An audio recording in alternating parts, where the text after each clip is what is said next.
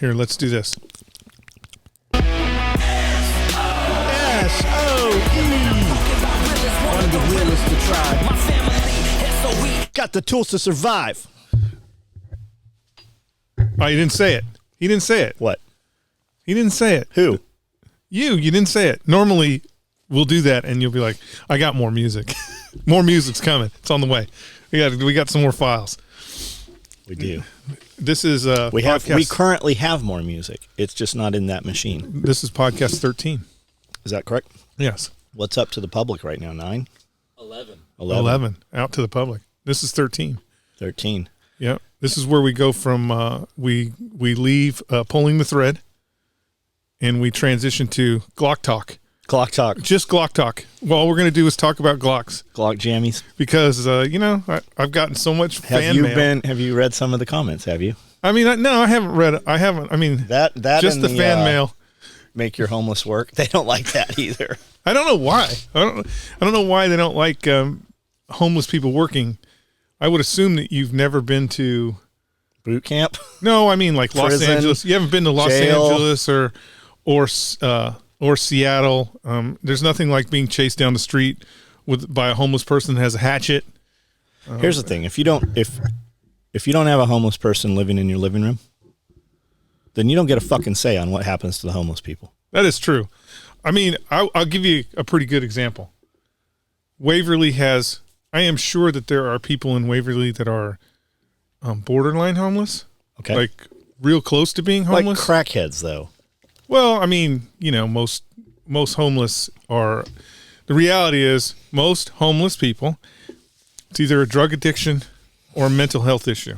That's 90% of them. It's very rare that Are they real mental health issues, or are they self-induced mental health issues? No, I believe that they're real mental health issues. There are some crazies. Real crazy people. We should put them in cages and sell tickets like they used to, and we can go to the asylum zoo.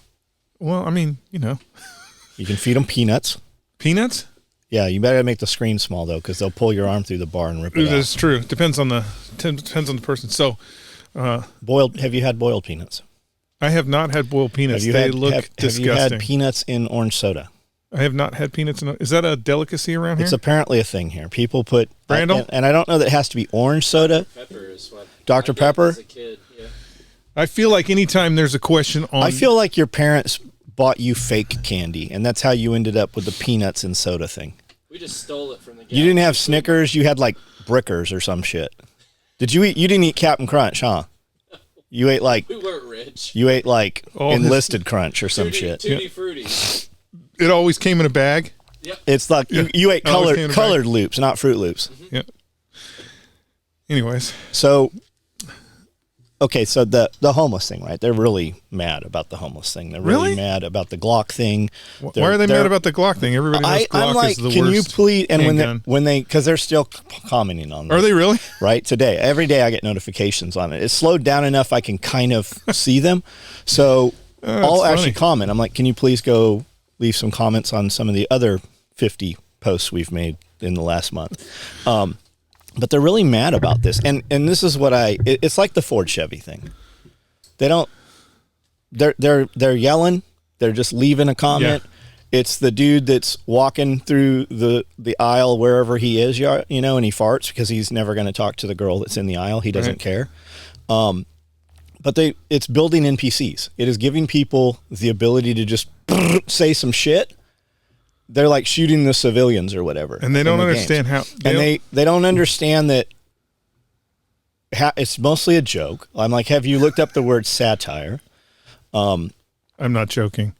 But it gives them a voice. It somehow gives them validation in the day without any repercussion or really having to have a real conversation. They don't even have corporate sponsorship, and yet they're waving the flag of the corporate sponsorship. By the way, the number one firearm to shoot people in the dicks, Glock. You mean, but those are NDs. Yeah, still. Why is it the number one dick shooter? The number one dick shooter. Right, why? Well, I would think it surrounds the attitude of people who buy Glocks, that they think that the Glock is the greatest thing on the face of the planet, and there's no way that they could possibly shoot themselves in the dick because it's a Glock. Well, the The real reason why is because people watch YouTube. They watch too much YouTube. They think that they're going to go out on the range and they're going to be John Wick in an afternoon. And they jam their Glock in their holster with half a t-shirt in there and shoot themselves in the dick because Glock does not have a real safety. I can almost hear him typing already. So But how that's come why. all the revolver guys weren't shooting themselves in the dick? Well, because it's a Because they're not putting in appendix. they're not carrying appendix. They're not. I mean, there's a lot of reasons why, but trigger pull is a lot longer on a revolver. And But what about all the hood rats that were wrapping rubber bands around their grips and putting them in their pockets? You don't hear a mass shooting with gang members. oh, crotch shooting, because gang members. Here's the deal: there's two types of people out there. There's people who have firearms. There are people who have firearms that are really just gamers. They're LARPing. I LARP, so don't get all upset, you booty busters. That are just LARPing with firearms. And so they watch YouTube and they see all these, I'm not videos. I'm not throwing nails, but Chris Costa, we'll just use Chris Costa. He has been gun playing for 30 years, 40 years maybe. I don't know, Chris. He's been gun playing for a long time, and people watch his videos and they think, I'm gonna go out to the range and I'm gonna be Chris Costa in a weekend. And that's just not how it is. The reality is all these guys that everybody follows, like all of them, are spending Well, it's their job. Yeah, they're spending millions of dollars. I mean, they're probably not. Well, maybe Chris. I'll bet Chris has spent $1 million on ammunition over his lifetime. They're spending thousands and thousands of dollars on ammunition. They're out on the range every day practicing these things, and you got all these people that think they can, buy a gadget, get a holster, and weekend warrior and shoot themselves in the dick. I want to see, since they love Chris, and I love Chris. But I want to see him skydive like Chris. I want to see him. Well, I saw Chris do this video, so I'm going to go skydive this weekend. I want to see that. But I think the Glock thing is the number one dick shooter, just because that's the number one pistol out there. There's the most Glocks out there. The Glock. It's not. It's actually not the number one. What pistol. is the number one? What's the real number one? The truth of the matter is, if you really want to know, the High Point is the number one sold firearm. That's a fact. The number one sold firearm in the country is the High Point. Still High Point still in business? I don't know. High Point's still in business. Yeah, it's still in business, and it's the number one sold firearm in the country. Glock, because it's cheap. The Glock is a hammer. It works every time. See, I think that's another fanboy fiction. The Glock doesn't work every time. Like if you really go into the weeds with the Glock, like. The original Glock 19 had a serious problem of a serious ejector problem where it was ejecting casings right into people's faces. It also had a problem with its geometry, in the sense of if you did not hold it the right way, it wouldn't cycle. So there's a lot of fanboy fiction about Glock that makes it that we pretend like. But like when you say issues with Glock 19, right? First gen. Yeah, Glock 19, first gen. That's back before most of the people listening. No, I know. Fired That's what I'm saying is that you're. Like I had a Gen 117, right? Mm-hmm. So when we go to the range and we dump 1,000 rounds at a time, that was a Glock 17. I never had an issue with that. I never had an issue with the 21, the 45 cal. Nope. I did have issues with my Springfield 1911 all the time because I didn't clean them. I never cleaned any of these guns. Never. No, he never cleaned any of his guns. Like I wanted to see where it was going to fail. Like sometimes I would be like the Indian from the 70s. I would see those guns and a tear would roll because they were so bad. But he wasn't upset enough that he cleaned them. No, hell no. I'm not cleaning anybody else's guns. He totally Come would. on now. He would. No way. He used to, especially a Glock. I'd come in the shop and Jeff would have been there for all night, and my whole fucking building would be rearranged. It'd be cleaned up. There'd be like sheets saying what was behind every door in the lockers. And, no, that never happened. But we intentionally did not clean those guns. But there was never intentionally. That's funny. Intentionally. We had an armorer. Did we? Who? You. Oh well, I'm just required to make sure they're in the cage. That's Josh would come in, not chef, but original Josh. Uh-huh. He would maintain some shit. I mean, he burnt a lot of Broncos down, but I mean, Well, yeah. caught some Chevy Blazers on fire. But Yeah. he would maintain some equipment. Never let your friend smoke a cigar in your vehicle. You had more than one truck burned down, didn't you? No, just the Blazer. The red Blazer. The red Blazer. Didn't yeah. the white Blazer burn down? No. Who has that? Where'd that go? That got traded in for a 2500 Chevy Suburban diesel. Where's that at? That Leo has that now. Oh, right on. I saw Yeah. a badass diesel, a badass Suburban on a trailer the other day. Yeah. So, okay, go ahead. Homeless Glocks. Most of them, the number one. It's also the number one. It's also the number one firearm traded back in Is a Glock. is a Glock. Why do you think that is? Because the reality is most shooters, most people, especially first time shooters, like, which is what we've had a big rash of, right? Since the fucking COVID and since Obama, we've had all these new. So you think these are all liberals? Could be. I mean, it's just first time. It's just first time gun buyers, and when they realize that it doesn't really have a manual safety, I think they get a little scared of it. Keep your finger out of the trigger. I mean, that's a good idea, but Have people you ever? still Have shoot you each ever? other in How the many dicks. Glocks do you own?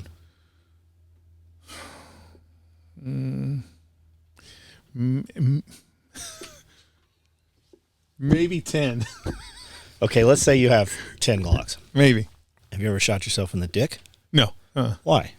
Well, first off, I very rarely carry appendix. Have you ever shot yourself anywhere? No. Has your gun ever just gone off? No. Are your guns loaded in the safe right now? Yes. Chambered? Yes. Do you just randomly hear gunshots in the middle of the night?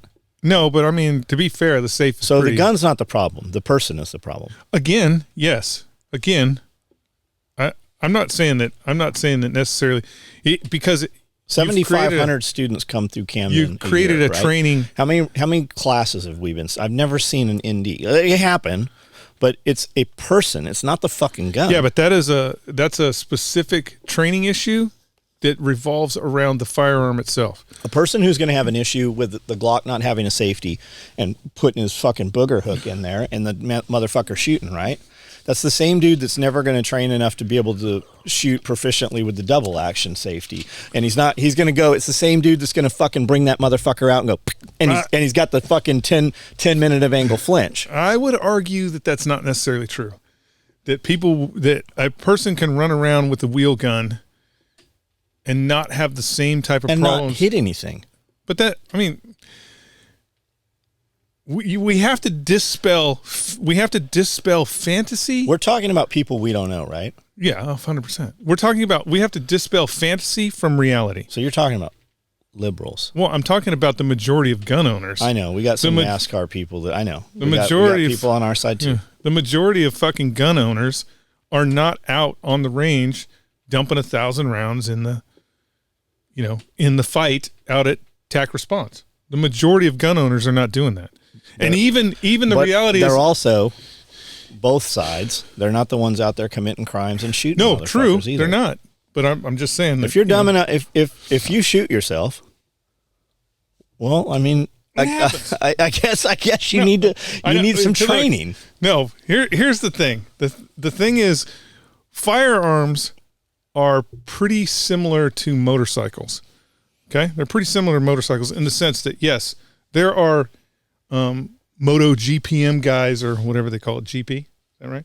There are motorcycle guys out there that can drop their knee to the ground and outrun anybody on the planet. There are also motorcycle guys out there that are just waiting for an accident. It's not I feel like those Guns are the guys same weed way. themselves out pretty fast. Guns are the same way. It's just they're very popular. There's a gun. The reality is you are probably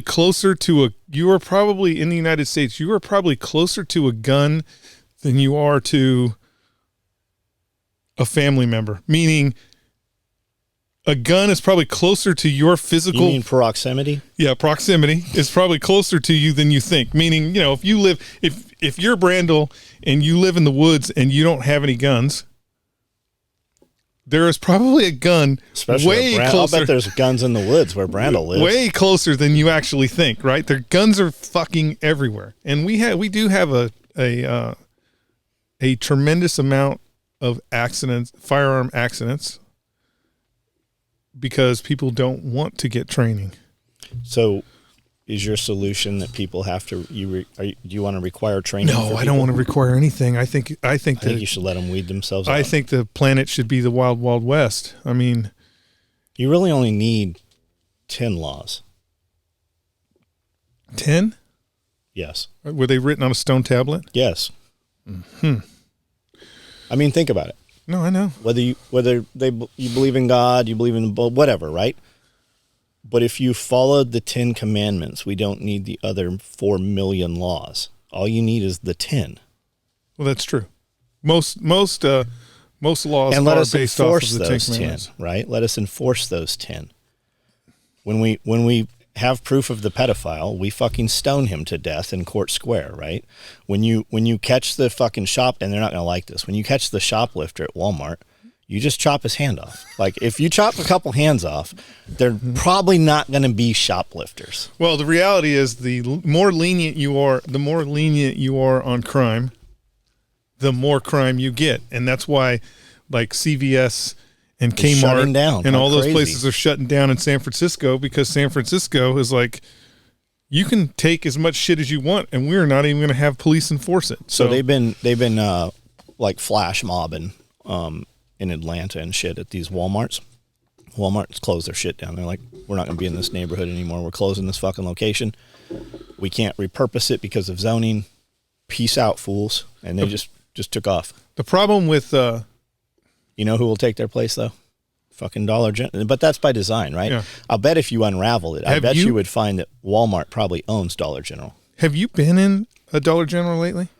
When's the last time you've been in a Dollar General? One time I've been in a Dollar General. We have 2 Dollar Generals. The prices cost more. They have very little of. I mean, you can. The beauty of the Dollar General is they catch both crowds, right? They catch the welfare crowd, so they get the people that are getting the state check and they're just walking to location, right? They're getting the lower end user, and they catch the higher end user because that dude has. Well, he's not living in the woods. He has the mansion on the hill in the woods, and he's on the way home, so he's just going to stop and get some beer because his pizza's already at the house or whatever. We have 2 Dollar Generals in Waverly. One is out by the interstate, which is brand new, and then one that in town. Yeah, we got a brand. I'll bet you there's 20 new ones here within an hour of here. And the one out by the interstate is pretty nice. Like, it has a little mini grocery store in it and everything. But I thought both, they all do. I mean, the one in town kind of does, but it's not as obviously it's not as new, so it's not as nice as the one out by the freeway. But the interesting thing about both those 2 Dollar Generals is there's anytime you go in there, there's only one employee. That employee is usually stocking shelves. And so you do your whole purchase without interacting with anybody from Dollar General. Got it. So you're self checkout in there. Is Yeah, that you're what that self is? checkout because Okay. that employee. So I'm like, So Walmart tried like Walmart Lite or whatever, Walmart Express, but they didn't really take off. They were trying to compete with Dollar General, and a lot of them shut down. I don't know if they even still have them anymore. That was the talk a few years ago. Is you're going to see these things, but I think Dollar General beat them to it. But what you are seeing happening in Walmart, and take notes, right? Take note of this is what I mean. Have you noticed that a lot of Walmarts, they're remodeling, right? And when you go in Walmart, the aisles are bigger. It used to be you could barely just pass 2 shopping carts. And I started seeing this a couple of years ago, and I thought, well, it's because the inventory is not there, so they're spreading the lanes out so that you don't have as much empty gaps. But now they've popped up. You see them in Sam's Club. You see them in Costco. They got all these big self-cleaners that just clean themselves, right? Well, that thing can turn around. Today, it is all over social media and YouTube. And I've seen this for a couple of days now, but it has really caught fire today. And it's on Walmart's website. Walmart is replacing their checkers, and Walmart is moving. They have a computerized robot system that looks kind of like that Zamboni thing that wipes the floors that's stocking the shelves now. So they're, because Walmart's plan all along, it came out about a year ago. I don't know when it was on my radar a year ago, that Walmart's plan for the middle of 23 is that 60% less patrons will attend Walmart. Walmart is building these facilities. They're a mile long, just like Amazon fulfillment centers. They're in every state. Look it up. There's multiples all over the place. You will not go to Walmart. You're going to order online. Walmart is going to do a fulfillment, and they're going to send drivers out from their location that's just going to deliver to your door. Now, we tried doing this when Chef worked here, right? We did it for a while. Amanda would pre-order everything. Josh would pick it up. But Josh would get back here, like we're doing chicken for lunch, and there wouldn't be any fucking chicken. Like they would substitute it with something close, and really you were dealing with the attitude of the employee on that day is almost how it seemed. But when USSR collapsed, people would stand in line for hours and get in there. Toilet paper. They'd be like, you get a sack of oatmeal and you get 2 potatoes or whatever. You don't get to pick what kind of potatoes. There's not going to be 16 kinds of apples. You're going to order apple and be happy with whatever apple you get. And you're at the whim of that system and what they currently have. But that is their goal. And I asked some people that worked at Walmart that we know, and they said, yeah, that is in fact. Now, I don't know how on track they are with that, but Walmart is in fact widening the aisles. There's less people. Walmart's doing tons of fulfillment now. You've got people that just drive up and don't go inside. You still see people in costume with the mask and their coexist stickers and shit. But it's happening. It's right in front of us. And if somebody doesn't point it out, you just don't even realize that this is fucking happening. Well, you have to cater. The reality is those organizations, they have to cater to the masses. And the masses are now not us. The masses are now a generation of people who have grown up having shit delivered to their front door. You have a generation of children that are now grown up in their early 20s and stuff that have never communicated realistically with another person and would much rather not communicate with another person and live in their house alone with their cat and get their apples through a fulfillment center. That's why Walmart is doing what they're doing, is because that's the future. The future is shut-ins. Yes. And no communication between like Bruce, the movie with Bruce Willis, where you don't go in public, your symbiote goes in public. Yeah. So, and that's the thing, right? So all these, they do everything online, right? We meet, a girl shows up, you have sex, you get that endorphin release, everything's good in the hood. You don't really know each other. She just shows up and you fuck, and then you get married, right? People who meet online have an 80% higher chance of divorce than people who, and the divorce rate has been huge. But if you look at the numbers now, it's because the relationship is not built on anything. There was no qualification. You just met up to have sex, whereas you weren't introduced, you didn't meet through church. You didn't meet through school in person. You weren't introduced from a family member. Hey, you guys have these things in common. You'll fit. And being that the family members introduced you, you were more apt to make that relationship work, right? Because there was accountability. People saw it happen, whereas now you don't.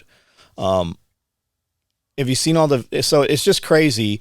And that's that whole online thing, right? They want to order food online. They don't want to go out in public. They want to do everything in a virtual, make-believe world. And it's the same dude that's showing up, commenting on things that he doesn't like online, right? It just gives him that, and he feels useful. He feels like he has said his say, right? He got heard in the public eye, when really it's not in the public. And that's how and the more that you move that direction, the more you're going to be, before you know it, there won't even be a society for you to exist in. You exist in this thing online. And when the power goes out, what life do you have? We've raised the price of gas astronomically, almost like it's intentional. So people start thinking, maybe I should get this electric car. That sounds like a pretty good idea. I can just plug it in, right? They don't think, well, the electricity comes from fuel in some manner, but more importantly, they can just turn your shit off. You're seeing these 15-minute cities. Code name is Smart City in the United States. You don't need a car. We'll provide your transportation. And the interesting part, even with fuel at the expense that it is. So, like for example, California. If you live in California, even with the fuel as expensive as it is in California, it's more expensive to drive an electric car than it is to drive a gas truck. Right. When everybody got their electric cars to start with, you could just roll up and the chargers were free. The chargers aren't free anymore. Some places have free chargers, right? Like you can go to Whole Foods, Whole Paycheck, and plug your car in and charge it. I think it's free there. Most of the chargers sitting around, though, those are not free chargers. People are literally setting chargers up for these things where it's a coin, it's a debit card machine.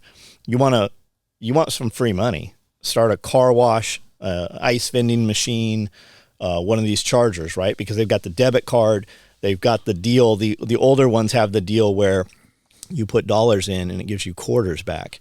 And if you ever get behind the back side of that wall, if you get to see inside, there's 5-gallon buckets full of quarters. They just keep recycling the same quarters. Yeah. So how does he launder them? He's not taking millions of dollars of quarters. He just keeps using the quarters. You're giving him cash. You're giving him money that he can now go spend unaccountable. He's not creating quarters. The IRS isn't in there tracking their fucking coin change machines. Which almost is worse. Because to a certain extent, if the IRS, as you know, if you have an exact dollar figure that you can produce to the IRS, and there's a certain amount of taxes you're going to pay because that's just the way it is, right? But if you're in a scenario where it's vague on how much money you make, then the IRS decides how much taxes you're going to pay. And sometimes that could be exorbitantly more than you actually did make. Right. And then it's on you. And usually, on you. Yeah. And usually they'll come to you with some number that they think is lower than fighting the fight. Right. Yeah. Crazy. I did have a real question for you. I have been seeing all these TikToks. Yeah, that's right. I watch TikTok. About Tractor Supply feed. Have you seen that? So, yeah. Does it look legit? It looks like there's something to it. Now, are you still using Tractor Supply feed, or are you getting all your stuff from? We brought this up on our live feed yesterday, Nick Ferguson and Nicole. And viewers were asking about this. If you're using Tractor Supply to feed your animals, you have pets. Because Tractor Supply is 30% higher than anywhere else where you can get feed if you're buying by the bag. Now, if you're feeding animals and you're actually farming on any kind of scale, you're not feeding animals out of bags. That's the most expensive way to do it. You're buying super sacks if you're not growing yourself, right? So we can buy 1,600 pounds of corn in these big bags. If you've not seen a super sack, when you go to Walmart or not Walmart, like Home Depot or Lowe's, and you see all the brick out front and you see those giant bags of sand, those are super sacks. It's about not touching it with human labor. We don't have to pay somebody to fork it out or move it by hand. We use equipment and they put it on the truck and we get it here and we unload it with a piece of equipment and then we disperse it where we need. And typically you're going to do it through an auger and a creeper or whatever if you're feeding bigger animals. But it does look like there is something to this. Now, I recall seeing this last year and then the beginning of COVID.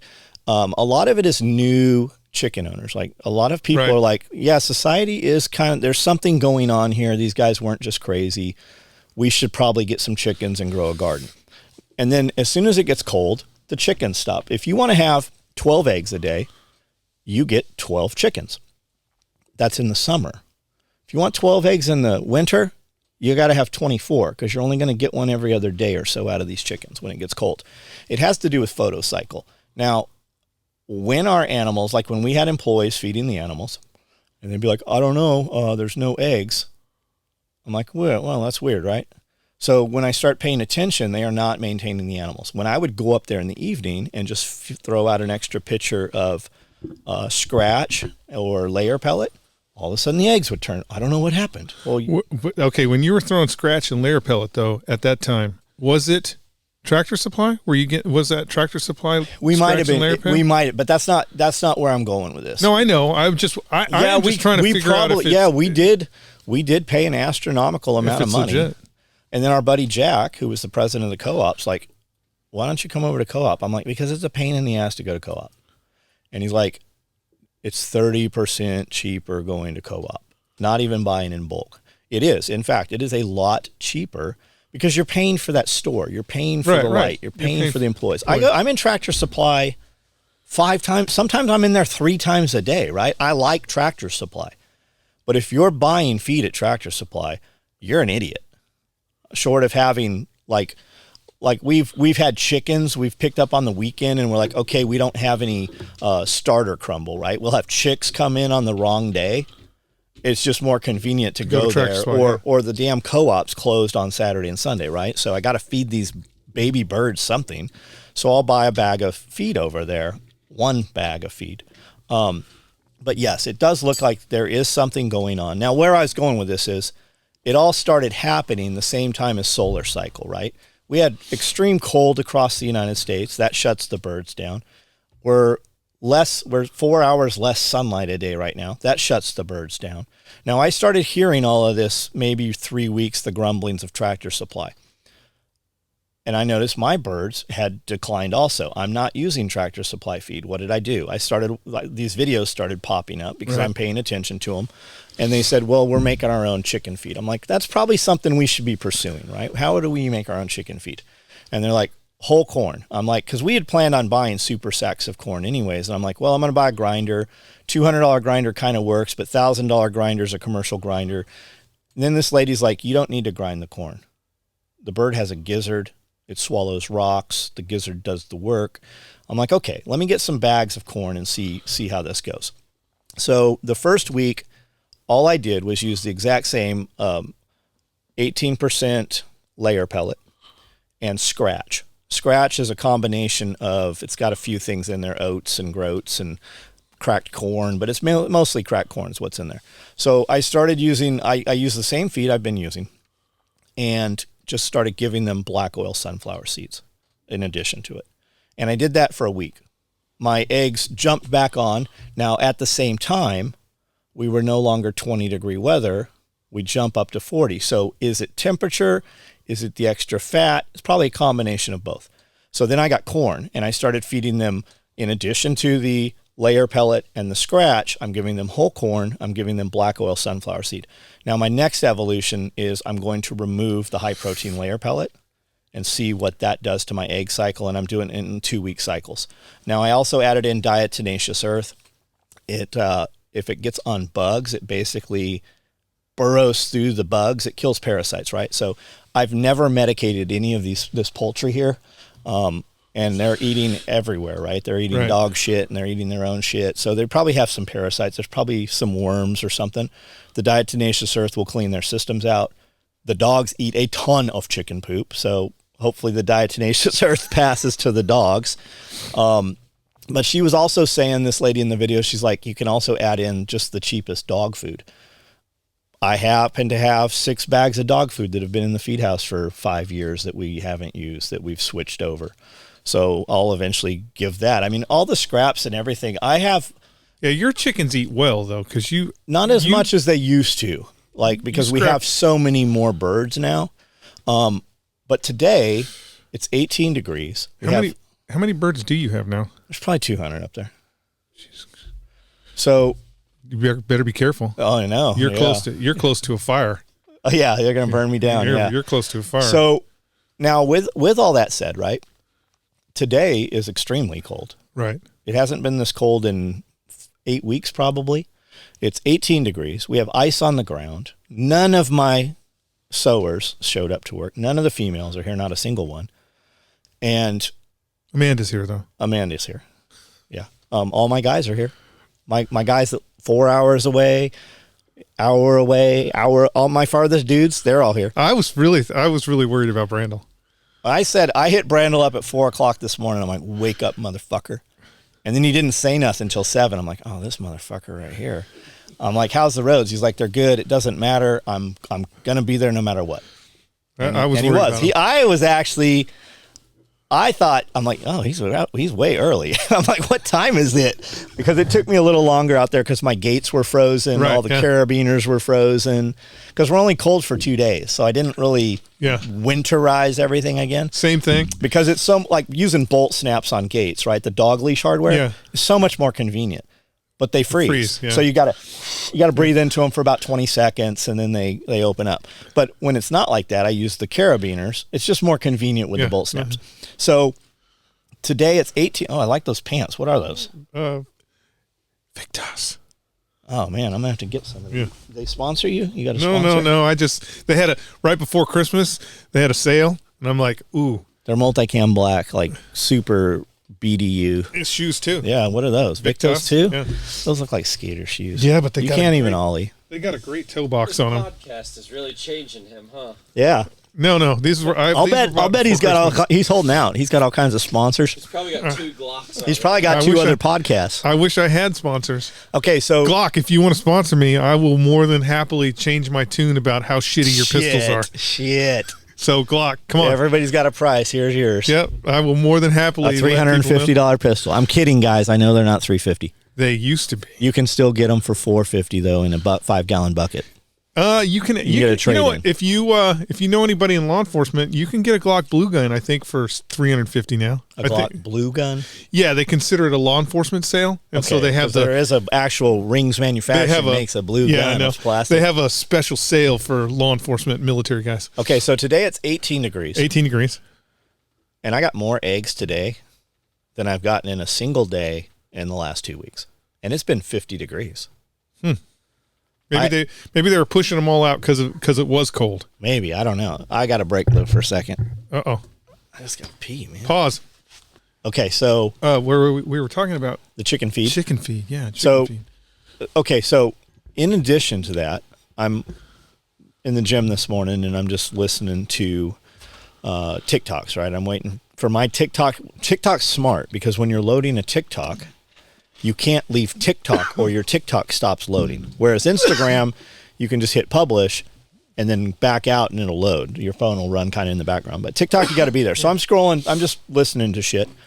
And there's something about the Tractor Supply chicken feed. So this lady, it's actually a dude I'm watching, but he has a clip from this lady's video. And she's like, hey, some food scientists have taken the Tractor Supply food. They are running it through laboratories. We're going to find out what's really in the pellet when they break it down. But here I've gotten to the bottom of this. So I've called Tractor Supply, called the store. Hey, where does this stuff come from? We don't know. Here's the number for corporate or whatever. So they call corporate. Corporate's like, well, it comes from this place. So this lady looks this place up. And what is happening is Tractor Supply's food is also made by the same company that sells the Tractor Supply brand and the Do More brand, which Tractor Supply also sells. It all comes from Nabisco. So she calls and talks to Nabisco, she has them recorded. Like she shows these, she calls like 6-7 times, gets somebody, hey, I'm asking about the Tractor Supply feed. And as soon as she says that, they hang up on her. So maybe it's the same employer or whatever. So finally she gets somebody and she's like, the lady's like, we're going to have somebody call you back. So somebody actually does call her back and she records the call and she's like, look, who makes this feed? Who makes this feed? And if she asks about the tractor, she's like, look, we know there's a problem with the Tractor Supply feed. Yes, we make their feed. We build it to their specifications. We put in what they asked, but she never did disclose what that was. There does seem to be some shenanigans possibly going on with some of this stuff. Now, here's the more interesting thing. In 2020, a company buys up all of these major egg production companies and a lot of the chicken companies and stuff. It's the same company that holds Purina.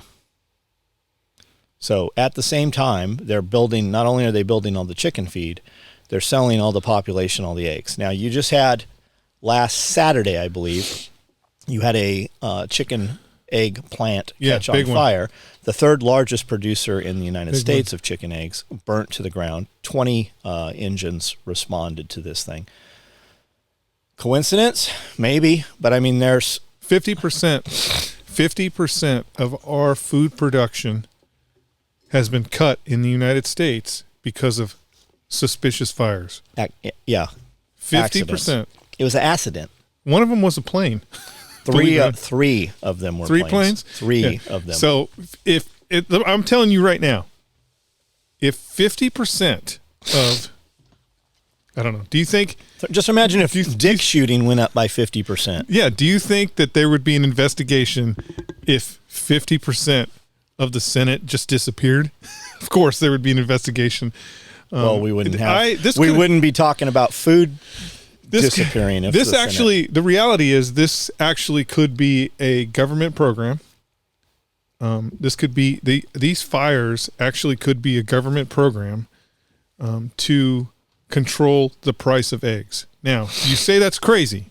I know you say that's crazy. Keep in mind, your government is controlled by a different government. Yeah, you say that's crazy, but you have to understand, in the 20s and 30s, they dumped milk in the ground. They did it last year. They dumped milk.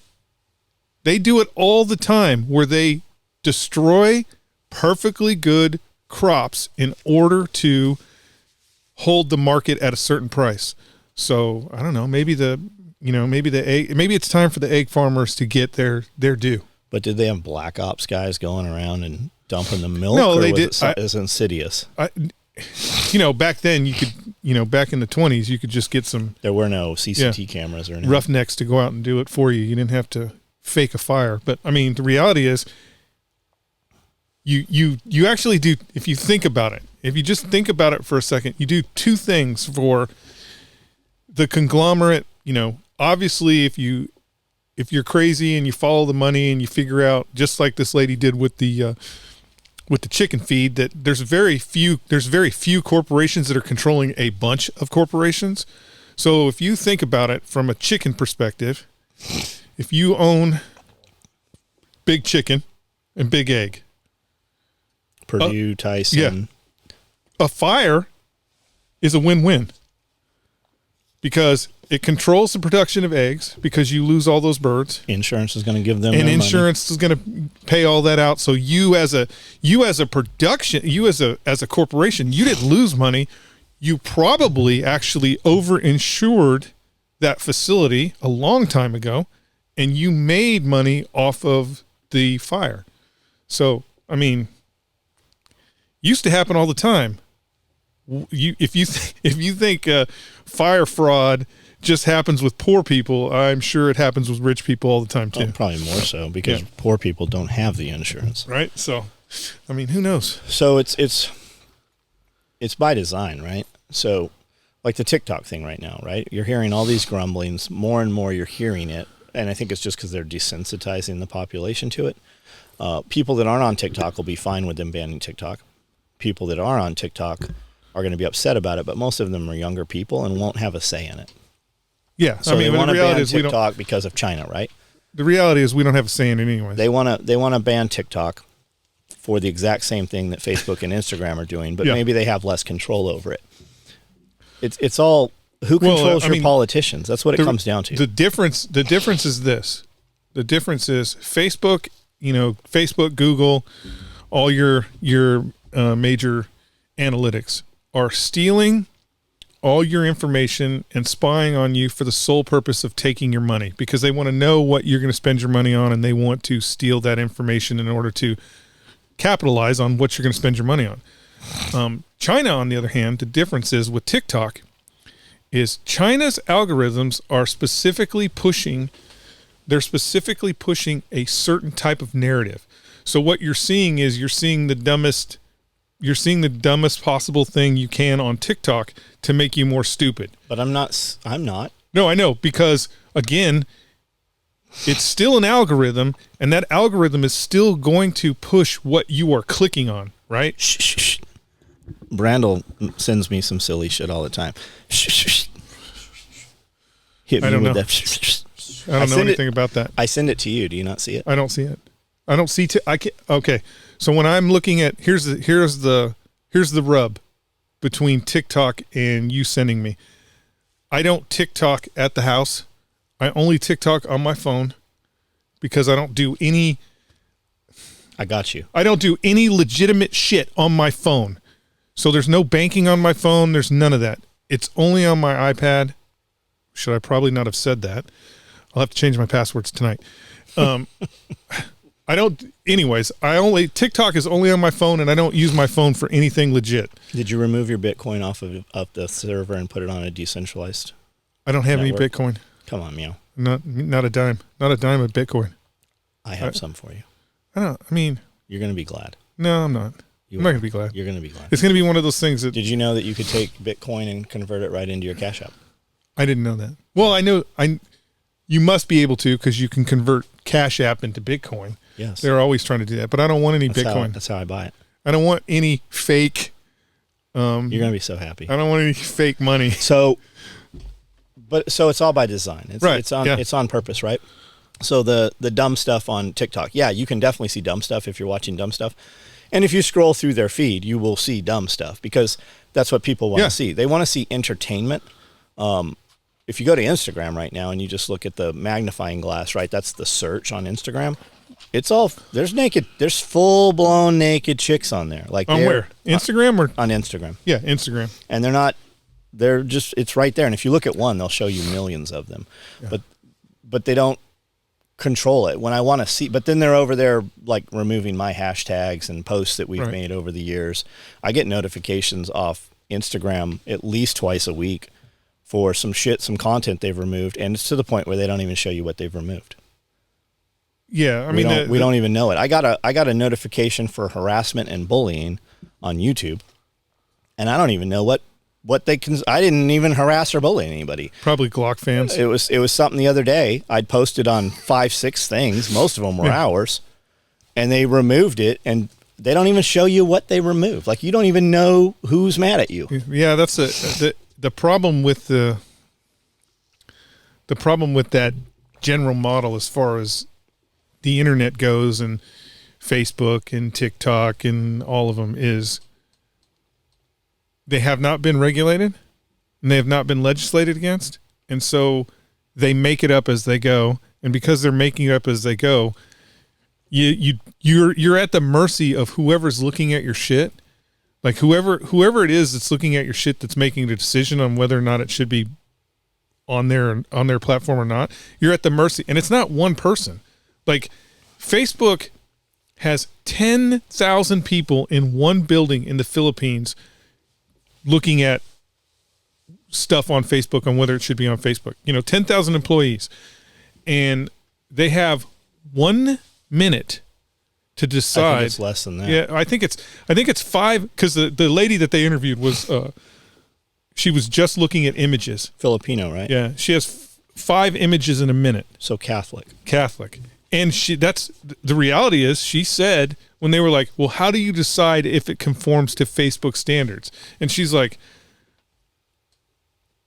I just think whether or not God would want to see that, she basically turned it into a little bit of Catholicism, but that's just one person. Now, if you think about like, let's just put a somebody that's on the right in that booth. You're going to see more gun pictures, right? Less gun pictures are going to get vetoed. Let's put somebody on the left.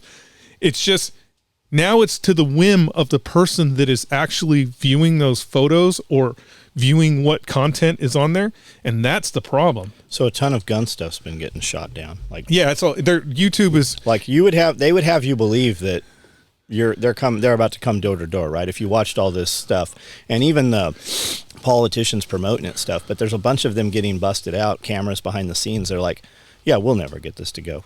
This is never going to happen. But they keep throwing it, and you would think they speak as though they're fucking winning that fight, right? But it is getting shot down, and the ATF guys are getting caught on video behind the scenes, and the politicians are getting busted out behind the scenes. Like, wait till Veritas starts going after the gun dudes the way they're going after the fucking Pfizer guys. The Pfizer guys. So guess who do you know who owns Moderna and Pfizer?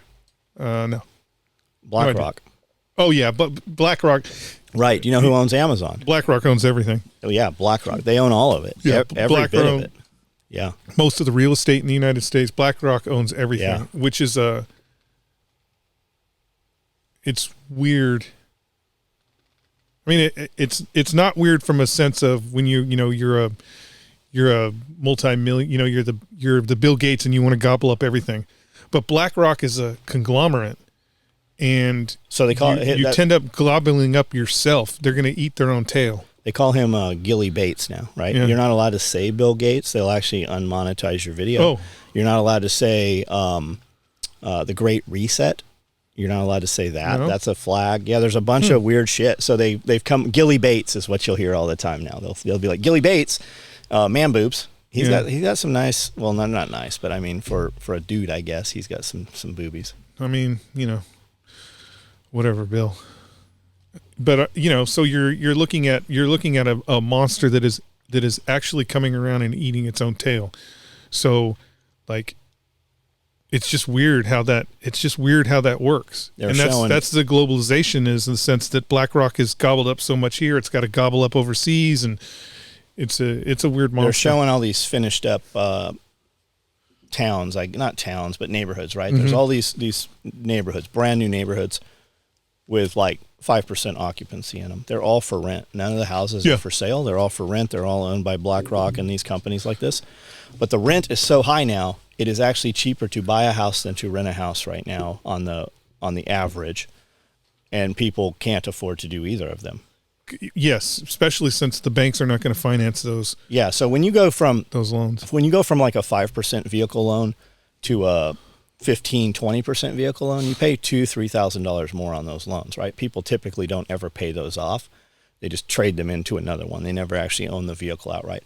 But the model that they're moving to right now, and that's what's happening. I was listening to I think Glenn Beck or something this morning, and he was talking. It's almost predatory lending, right? It's like what are the loan shark? It's literally of that scale.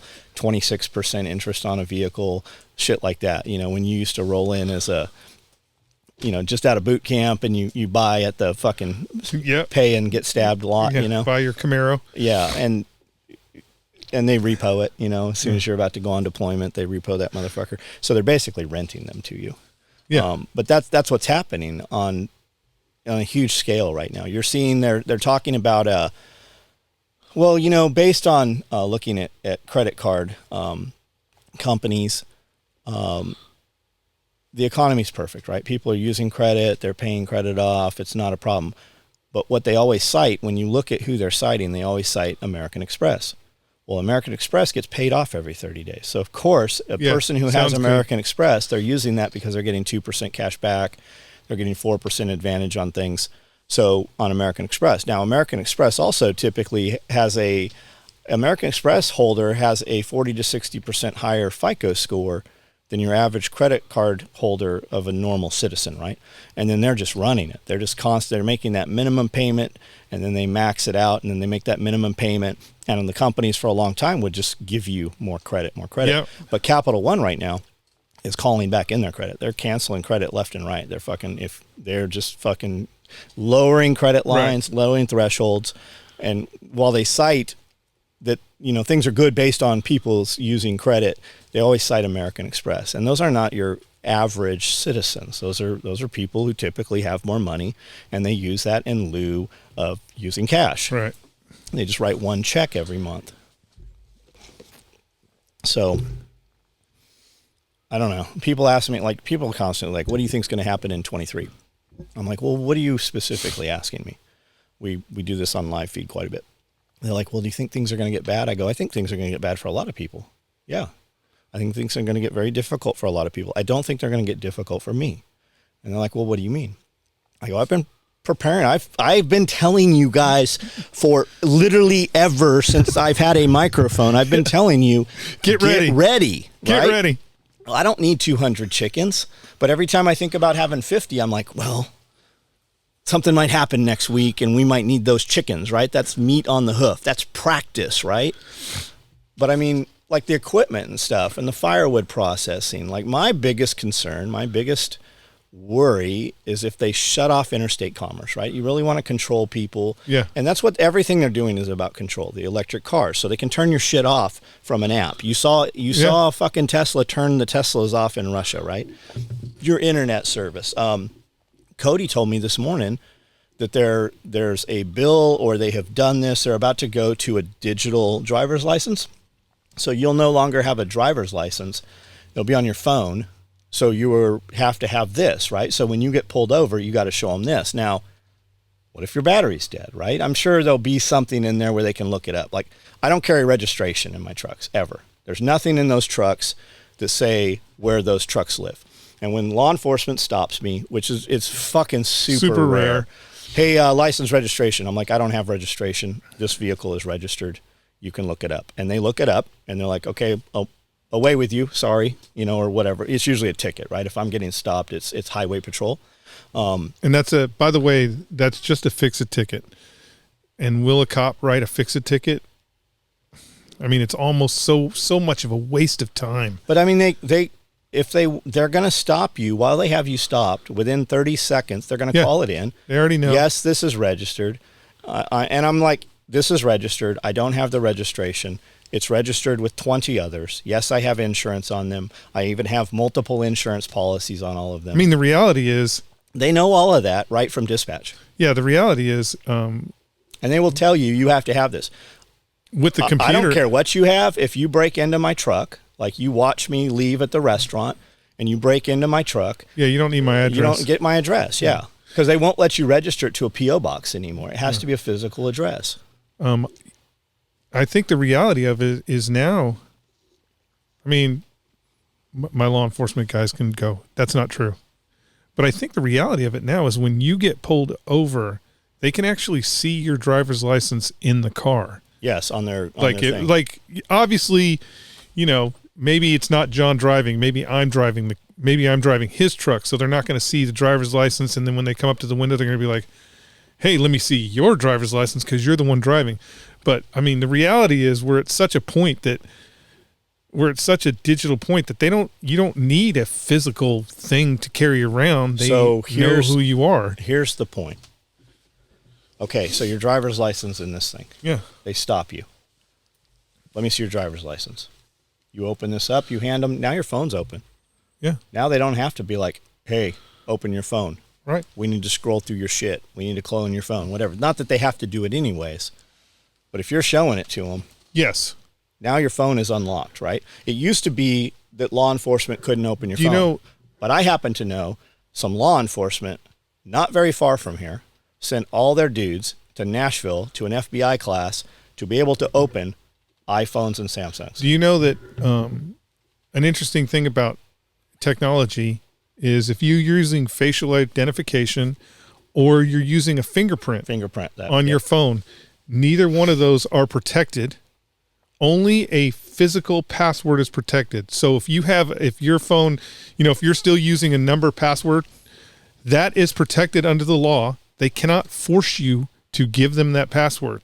But if it's your fingerprint or it's facial ID, it's not protected. They can take your fucking fingerprint and they can take your finger and open up your damn phone. If it's a facial, same thing. They can hold your phone up, open your phone, and go through your phone. Only a physical password is protected. So hardware wallets, right? Moving crypto, right? Crypto sits on, I buy Bitcoin specifically on Cash App. I do it almost every day, just a few bucks here, a few bucks there. Right.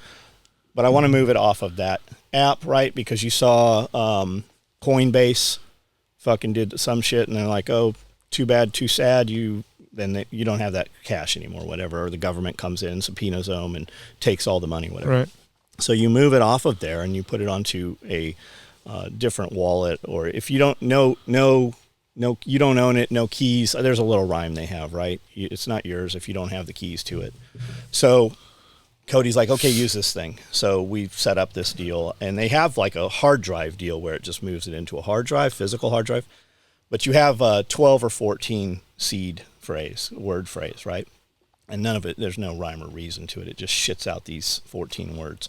And you have to memorize them or write them down and hope they don't get burnt up or have them in multiple places. And I said, you would be naive to think, because the app is on the phone, and you set up this account, and it gives you this 12-word, 14-word seed phrase on the phone. I go, do you think Verizon doesn't know what came across that? You think Verizon doesn't know? Do you think Samsung doesn't have a record of that someplace? Because it came through AT&T cell phone towers via Verizon on the Samsung. So, and Cody's like, yeah, but it's like you say all the time, everybody can be gotten. It's how much money they want to spend to get you, right? And I'm like, well, what if you have some turd working at Verizon that knows where there's a bunch of Bitcoin because it came across the network, and they go to you? Well, they need the seed phrase. The seed phrase is someplace even though it's supposed to So be in you your don't. head. So your Bitcoin, when you're talking about storing it in a wallet, that's not a separate hard drive that's sitting in your. Correct. It is not. Most of them are not. It's just another network, basically. Yeah. So, I mean, I don't. Again, I don't get into Bitcoin, and I don't. Because it is feel just a like- Ponzi scheme. But I feel like every keystroke I feel that like has you ever should- taken place, somebody has a record of. I feel like you should be able to, and I think this is true for Bitcoin, is that you should be able to store Bitcoin on an independent hard drive that is not hooked up Yeah, to. it's called a mechanical wallet. Yeah, it's not hooked up to the internet. So even if, outside of Uncle Sugar confiscating all your electronic devices, if the Verizon wireless dick bag was trying to get your stuff, if your shit's not hooked up, he's not going to be able to get your shit. Yeah, so here's the thing. Like the Jews fleeing Nazi Germany right before they put them in camps. They had to take their jewelry or gold or whatever, get to the dock, get on the ship. Right. And a lot of them, they abandoned that because they were able to come and take it, right? So if you have Bitcoin, the average thug, the Gestapo or whoever knocking on your door, ours will probably be federal employees, here, probably wearing yellow. I picture them with yellow hard hats, right? Troops, federal troops. They're probably, Yellow hard hats? yeah, I expect them. okay. Because probably a propeller. I mean, it'll be the same people that are currently wearing masks today. Probably. So they're not going to know that you have Bitcoin. They can ransack your house and find your shekels and your cash in your drawer or your pocket or whatever, but they don't know. You got Bitcoin? No, I don't have any Bitcoin. How do they know? They're not going to know, the average person. And to get to it, they would have to log into whatever account they think you have and then use 12 words to get into it, to log into it. You could flee before the F-troops. They kick in your front door. You run out the back and you get on a little Cessna and you get to a boat and you end up in, Argentina, wherever. Right? Argentina. I like it. You get to any fucking computer. You log in. You That's put where in the your. Germans flee to. You put in, yeah, in South Africa. You put in your. They went to Australia too. You put in your 12-word seed phrase, and now it's there, and you have your burner phone or whatever, and you just scan that fucking little whatever that thing is, QR code, and now that account is now on this new phone right here, and you can use it. They have a physical debit card that you can get for them. You can pay. Like it is to the point right now where you can walk into almost any place and you're like, take Bitcoin? They're like, no, we don't take Bitcoin. You're like, okay, no problem. You go into an app right here and you just scan it as though you were using any QR code and it reads it. They don't even know how they got paid. They just know they got paid. You can use it anywhere right now. It's a point of payment service without them even knowing that you used Bitcoin. Well, I mean, the transaction would be. So there's nothing. There's nothing in your pockets, right? Right. It can't get wet. It can't catch on fire. As long as you have electricity, you have funds. Well, I mean, I still. You have a system right now that is. You have a system set up right now that is outside the realm of real currency. While people think that Bitcoin is this super currency that's going to survive all winds, the reality is the super currency is still the U.S. dollar, even though it's in decline. And yes, even though that everybody's attacking it, it's still the super currency. That's why your But it is elected, no longer the petrodollar. That's why your elected representatives are still stealing that dollar. But are they they're not keeping it in dollars? Oh, they're keeping it in dollars. They're keeping it in dollars outside of trade. Outside of taking it and turning it into other stocks, meaning, obviously Nancy Pelosi's buying up whatever new thing that her committee is. Did you see they just sold a shit ton of Google? Yeah. 2 weeks later, they fucking subpoenaed Google or whatever. Yep. So outside of that, that her husband makes more. Her husband's stock trades are better than Berkshire Hathaway's stock trades. The best. He has the highest returns because what they're doing is, well, technically, the weird part is this. The weird part is Congress passed a law a long time ago for themselves. They cannot be charged with insider trading, right? Yeah, so they didn't pass that for Martha Stewart. They also didn't pass it for Nancy Pelosi's husband. Correct. So the reality is, you should be able to go after him for insider trading because he is getting that information from his wife. So you should be able to, but they're never going to go after him because it's Nancy Pelosi's husband. But when the dollar does really tank, when it does really tank, they've already set it up. They set it up last year. There's going to be a transition where we go from the U.S. dollar to the U.S. Bitcoin.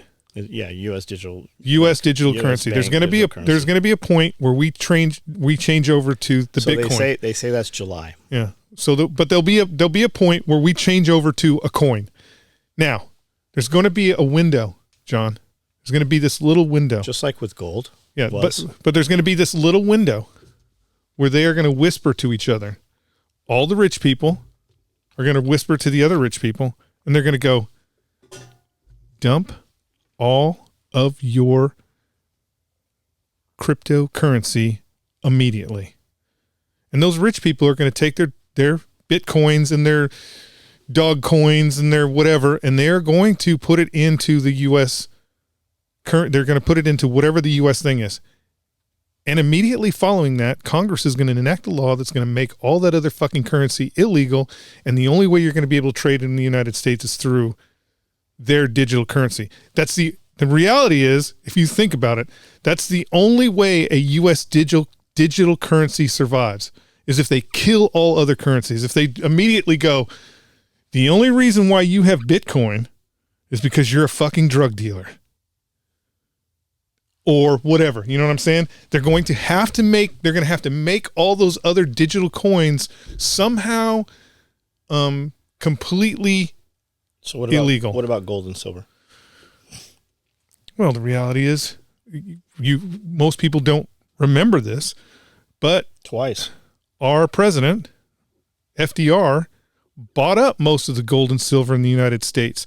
Because there was some brothers that were buying up so much silver that the Congress went in and broke them up and fucking while there is you could say generational wealth in the United States with gold or silver, that there are people that do have a lot of gold and silver. There's really not a lot of gold and silver.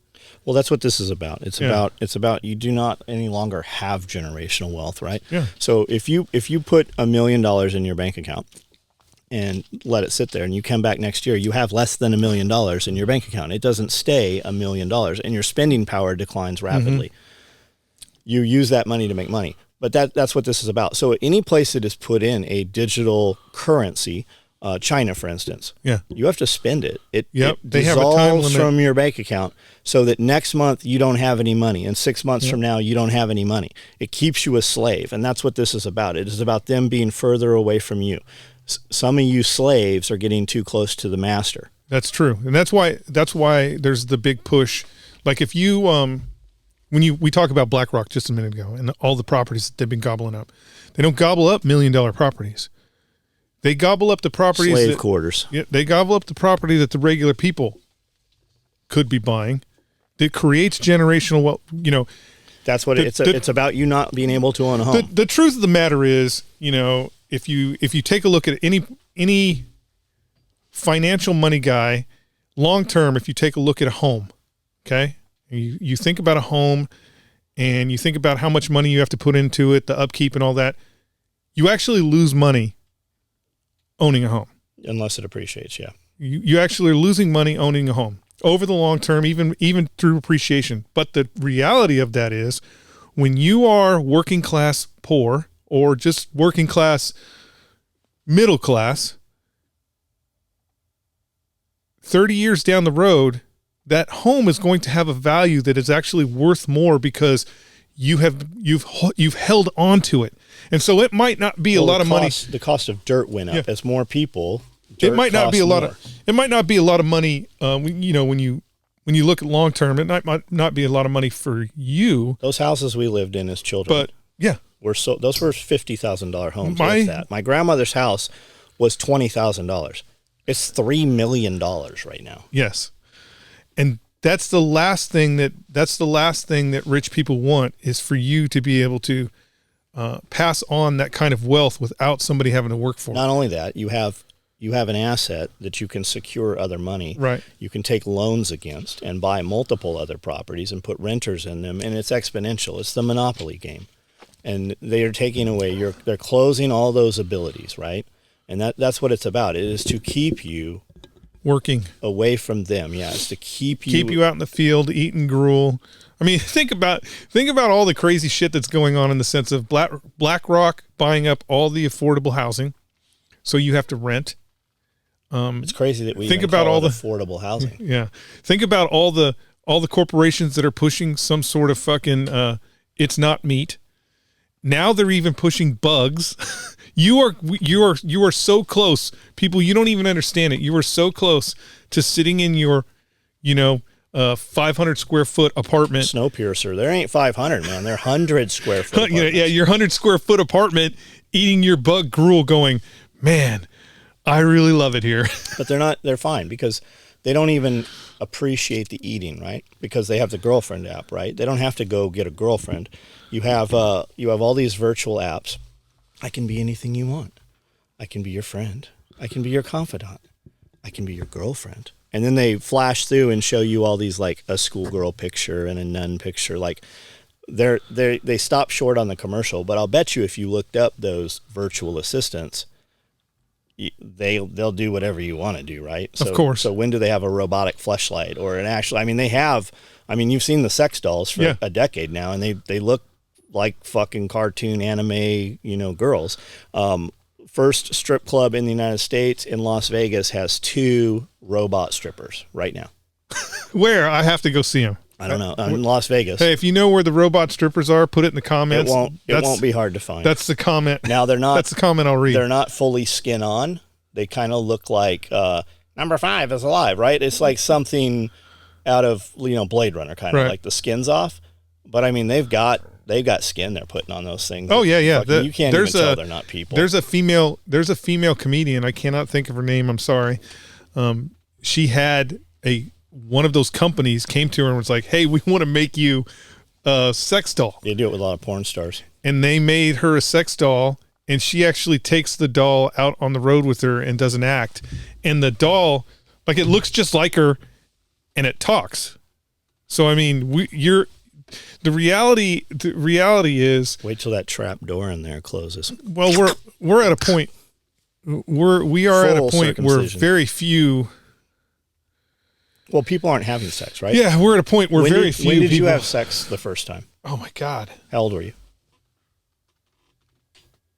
It was. I was in 5th grade. So I remember like touching with girls in the back of the van in the church thing on the way skiing or whatever, right? And we were probably 4 or 5 maybe, but like actual sex, I was 16. Could have many times, but I was just fucking scared, right? I wouldn't do it. She didn't start it, and finally there was this little whore named Carrie Bear, right? Carrie Bear. She was 13. I was 16. 4x8 sheet of plywood down in the canyon, dishwasher. Loving it. Fell in love, and she was fucking everybody in the school, right? She was going from their place to my place to other places. I ran into her when we were adults, and she was still a whore. Introduced me to some other whores. Anyways, 16, right? They're saying that there are tons of 30-year-old men right now who are virgins. They're not having sex. It is not important to them. It's just not on their radar. They would rather just virtual, and I wonder if it's the low testosterone. I wonder if more importantly, high estrogen. Yeah, low testosterone, high estrogen. But and again, too, different worlds. Like we talked about earlier, we grew up in an era where you had to get within booger range of people. We grew up in an era where you were always in groups of kids. They're growing up in a world where that just non-existent. Like it's not. So I remember you saying like we were talking about craftsmanship, right? Mm-hmm. Everything is trash now, right? Furniture's trash. IKEA, you buy Walmart furniture even, you put it together one time, it's pretty decent until you move it and then it disintegrates. But you said a long time ago, there will always be a market for high level craftsmanship, right? Yes. There will, because that'll be the weird thing, right? The guys right now buying black and white televisions and retro record players, right? There's a resurgence in records, right? For a long time, records kind of died out. I know there was always those dudes, or laser discs, or the $1,000 record player guy. You'd be hard pressed to find a record player now. Even CD players, they're not even there. DVD players, fucking very, very few of them anymore. But there's that resurgence, and that I think that will be the case still, right? There will be that underground movement where people will be hungry for it, right? Just like in even when robots, so you figure, the future. Yeah, because when they're going to tell everybody that you'll the STDs that you'll get, and you'll become sterile, and your penis will shrivel off, right? So you'd rather have virtual sex and not touch. It's just like Demolition Man. Yeah, Demolition Man. The 3 seashells, Taco Bell. Those people were starving, eating rats, right? And that's really what it is. That is really the world that they want you to live in. Yep. It really is. It is Hunger Games. They have no concept. They gorge themselves and eat so much great food that they literally take a pill to throw up so they can eat more food. Yeah. While the normal plebes, is that what they call them? The normal people starve to death. Right. And they're eating rats, living in the eating sewer. gruel. And as long as gruel is provided. And they have citizenship believe that if you intermix with these people, you'll catch a disease and, you'll just wither away a terrible death. When in reality, there will be those kids, those weird kids that cross the border or go to the underground, right? And they're like, oh yeah, man, I can't believe all you motherfuckers having sex with a computer when you've never had real sex. So yeah, and you have this whole access to this world because those dudes are so demasculated. But it's almost like not only is it another class, but almost like another race of people almost. Well, the reality is, believe it or not, the people that they're fostering, when you talk about low testosterone, high estrogen, this is not the same for women, right? The women are not going through this transition. They're not going through this transition. They're just, they're women. Not much different than they were 100 years ago. They're not going through the same transition that men are. And the truth of the matter is that society, while there's a bunch of people on the left that think that society is going to be great and they would love to live in that society, your woman, she's going to be out sniffing for a knuckle dragger. She's still fucking. She's going to sniff out a knuckle dragger. And if she's not sniffing out knuckle draggers, it's only a matter of time before your little utopia society gets destroyed by knuckle draggers because of your women. Those are the Vikings at the gates. Yeah, I mean it's. Jordan Peterson talks about that quite a bit, right? Because and it's a lot of things, right? It's the electronics, it's the lack of actual rest, it's the elevation in fake food, right? But it all has the same outcome: higher estrogen, lower testosterone, and these guys get these girls, but then these girls have access. Whether the female knows it or not, it's the hormones, right? It's the pheromones. Something clicks in her where she doesn't even have control over it when she gets around a person that actually operates on a higher level, high performance, a high value man. She's going to have relations at some point, even if she has another dude. If you're not that dude, that person, the opportunity is always there for that other person to come along. And what has happened with we don't have to go out and, yo, baby, you want to go out to my van? We don't have to do that anymore. We just swipe left or swipe right on this thing. I think it's left or whatever.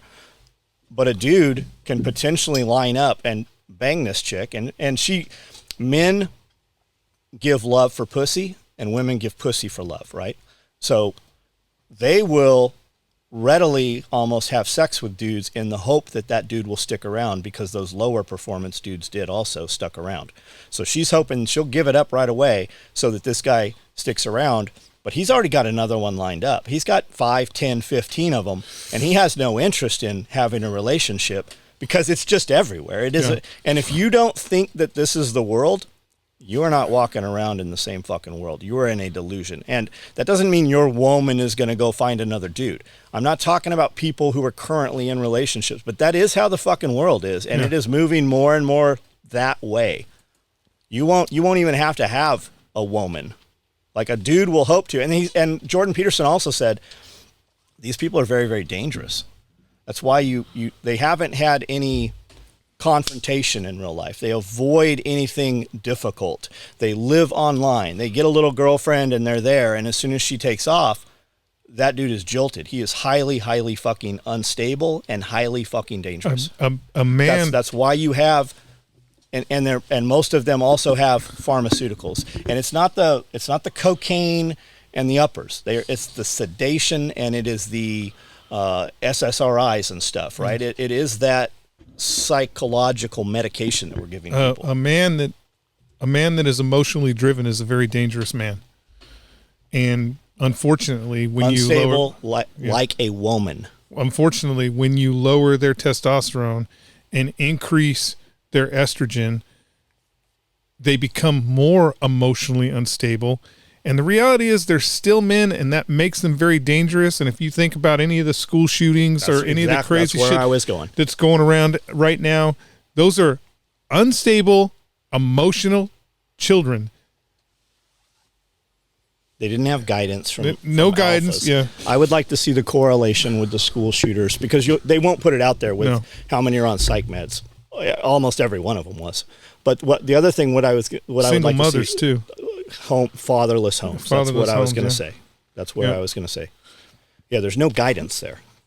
I mean, this is long in the making. We've done this to ourselves. I mean, the reality is the communist idea of destroying the family, that has always been a mainstay of the Democratic Party, of destroying the family, breaking up that unit. And your school shootings and your home violence is all based off of that, breaking up that unit, breaking up that family, because nobody's being held accountable. They want to go after, they want to go after gun manufacturers. They want to hold them accountable. But nobody at Smith & Wesson raised your child. At what level do we have to get to where it's, yes, they're weaving this picture of we need to go after the gun manufacturers. They don't believe that will help. What they believe is we need to disarm the population so that we can make them work and do whatever they want. It's about disarming. They can't do the things they want to do to you because every fucking person, there's more than one gun for every citizen in the United States, whether they own it or not. If it came down to a civil war, they could arm every fucking U.S. citizen. The reality is it's much easier to get people to eat bug burgers if they do not have a means of revolution. Yes, that's exactly. And hey, that's by why the way, they need to disarm you. And there are bugs. Go to Walmart right now. Look at any product that your mom used to buy you that you bought as an adult and you now buy your child. You better start reading labels because it doesn't say on the front of the box, now with cricket protein. It just says it in the ingredients. There are hundreds of boxes in Walmart right now that have cricket and mealworm protein. And they're trying to pass this to you in mainstream media right now. The FDA just approved cricket protein. Really? Because it's been in shit for 24 months. Yeah. Yeah, the idea, guys, the reality is we're going to sneak as much stuff as we can in under the radar so the day you go to Walmart and you're looking for pork chops and they're like, oh, we got his mealworms, bro. You're going to be like, well, you know what? Not too bad. It's in my cereal. If vegan bullshit's so good for you, how come they always compare it to meat? You know what's crazy? Vegan top roast, vegan prime rib. You know what's crazy? Have you seen the nutritional facts of a Whopper, a regular beef Whopper to the fucking ultimate burger? Ultimate burger has your entire it's totally worse for you. It has everything in it is worse for you. The ultimate burger or the fucking super Whopper has more estrogen than the FDA says you should be able to have in a entire month in one burger. Now, there's also all of your child's cereal has I think it's 1,000 times the FDA allotment of Roundup. Why the fuck does the FDA even have any Roundup like you're allowed to have? But it's everywhere. You can't escape it. Well, the reason why the FDA has had to amend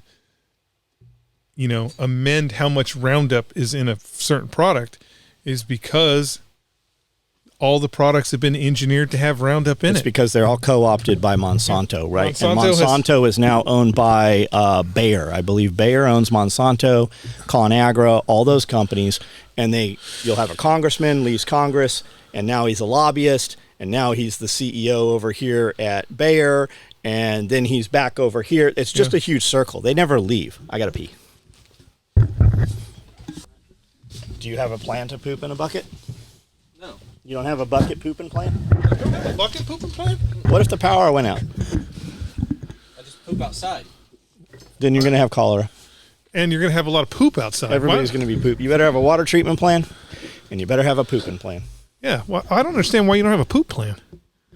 I mean, because you kind of live in a place where I would think that, like, poop plan, where every gas station Twinkie is at, like. When you wipe your butt. I don't poop anywhere but at home. When you wipe your butt. Well, I know, but you just said you're just going to poop out on the porch. Do you reach around behind back and wipe your butt, or do you reach between your legs and wipe your butt? I guess that I don't. I'll let you know tonight. Oh, you're going to do a video? Do a video. How do you do it? I'm a behind guy. I'm not a. So you have to stand up to wipe your butt? No, all you got to do is go like that, sideways. But then you get poop all up your butt. No, you don't. Not if you know how to wipe your butt. I mean, been doing it for 40 years. I mean, you want poop? You want poop in your crack? You want poop in your crack or all in your ball hair? How do you think women do it? They do the front Why? because of the vajayjay. They're wiping poop across their cooter. They're already doing it. Oh, you know what? I'm probably wrong because I do know. No. Seriously, I do know that I believe in 6th grade. Just going back. I do believe in 6th grade in the sex ed class, they did tell them not to wipe forward, but to wipe back so they wouldn't get an infection. I believe that was in 6th grade. You just got to roll it. If you're not using a bidet, Roll it. How do you roll it? Okay, so You have a bidet? when you drop Man, something, Lifestyle's the rich and shameless over there. do you ever drop like mustard on a white shirt, right? And you're not going to just smear it across there and make Right. this big stain. You're going to take your material, your cloth, whatever, and as you're wiping it, you're just going to roll it, right? So the footprint stays the same, but you wipe up Okay, the material. gotcha. That's how you wipe your butt. Wait a minute.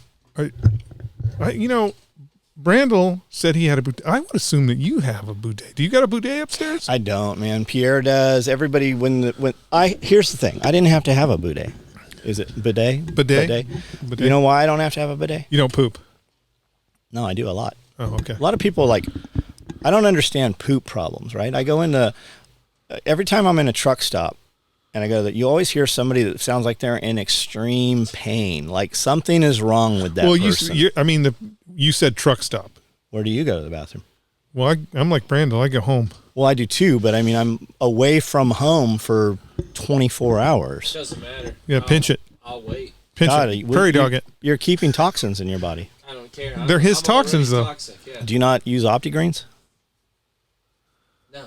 or Athletic Greens or? No. He does a lot of chocolate milk. I get all my greens from my green Haribo. What's that? What is that? Gummy Oh, bears. gummy bears. Oh, gummy bears. Oh, yeah, gummy You're bears. eating the wrong kind of gummy bears. I have way better gummy bears than that. I don't have any. When of the you gummy choke, bears. when you choke to death on a gummy bear, and they're like, "How did you die?" Understand? I'm going to tell everybody. A bear killed him. I'm not going to say you choked to death on it. I'm going to say bear killed Maybe you. a gummy Sounds bear cooler. would dissolve in time for me to breathe again. Maybe. I got him 1 pound gummy bears. I ate half of it before I got sick feeling.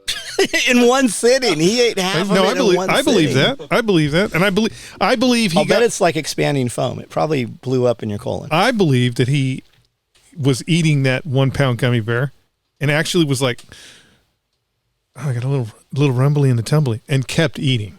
Like I bet he forced past a certain point. You were watching me. Well, What's that? you were doing something at your little station, and I was just eating that blue one. Like, Oh yeah, I do. I think I do remember eating a blue one. Okay, well, Special Operations Equipment sells gummy bears. They're made in the United States. You also sell And when we order them, they make them. They're not in a warehouse. That's good. They're Where do they come fresh. from?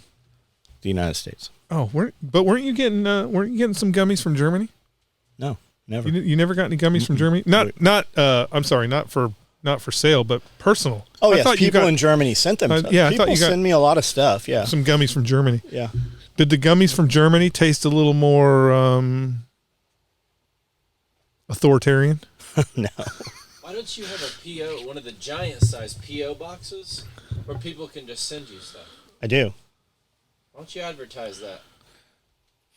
I need a box. Because I'm going to get poisoned sooner or later. Well, don't eat it. Well, they can just put things on it now. Yeah, that is true. No, yeah. Yeah, they can fentanyl you up. Man, we got a buddy that's a paramedic. He says a lot of that fentanyl stuff's bullshit. Like, you have all these kids that are like, mom's like, little Timmy, he's such a good boy. He picked $1 up in the parking lot, and before you know it, he was overdosed at the hospital, right? Or, my daughter, she's such a good girl, and she works at Sonic, and somebody gave her a $1 bill, and it had fentanyl on it. She had to go to the hospital. Oh, no, your child is a drug addict. I actually saw a video. There is a video Cop? of cops where these police get called to a park for these crackheads that are running around doing crackhead stuff. You know how crackheads are. They're always doing something. They're always being productive. And they, obviously, unfortunately for crackheads, they usually got warrants. And so they're going to get arrested. And they arrest these people. And then the cops go and clean up.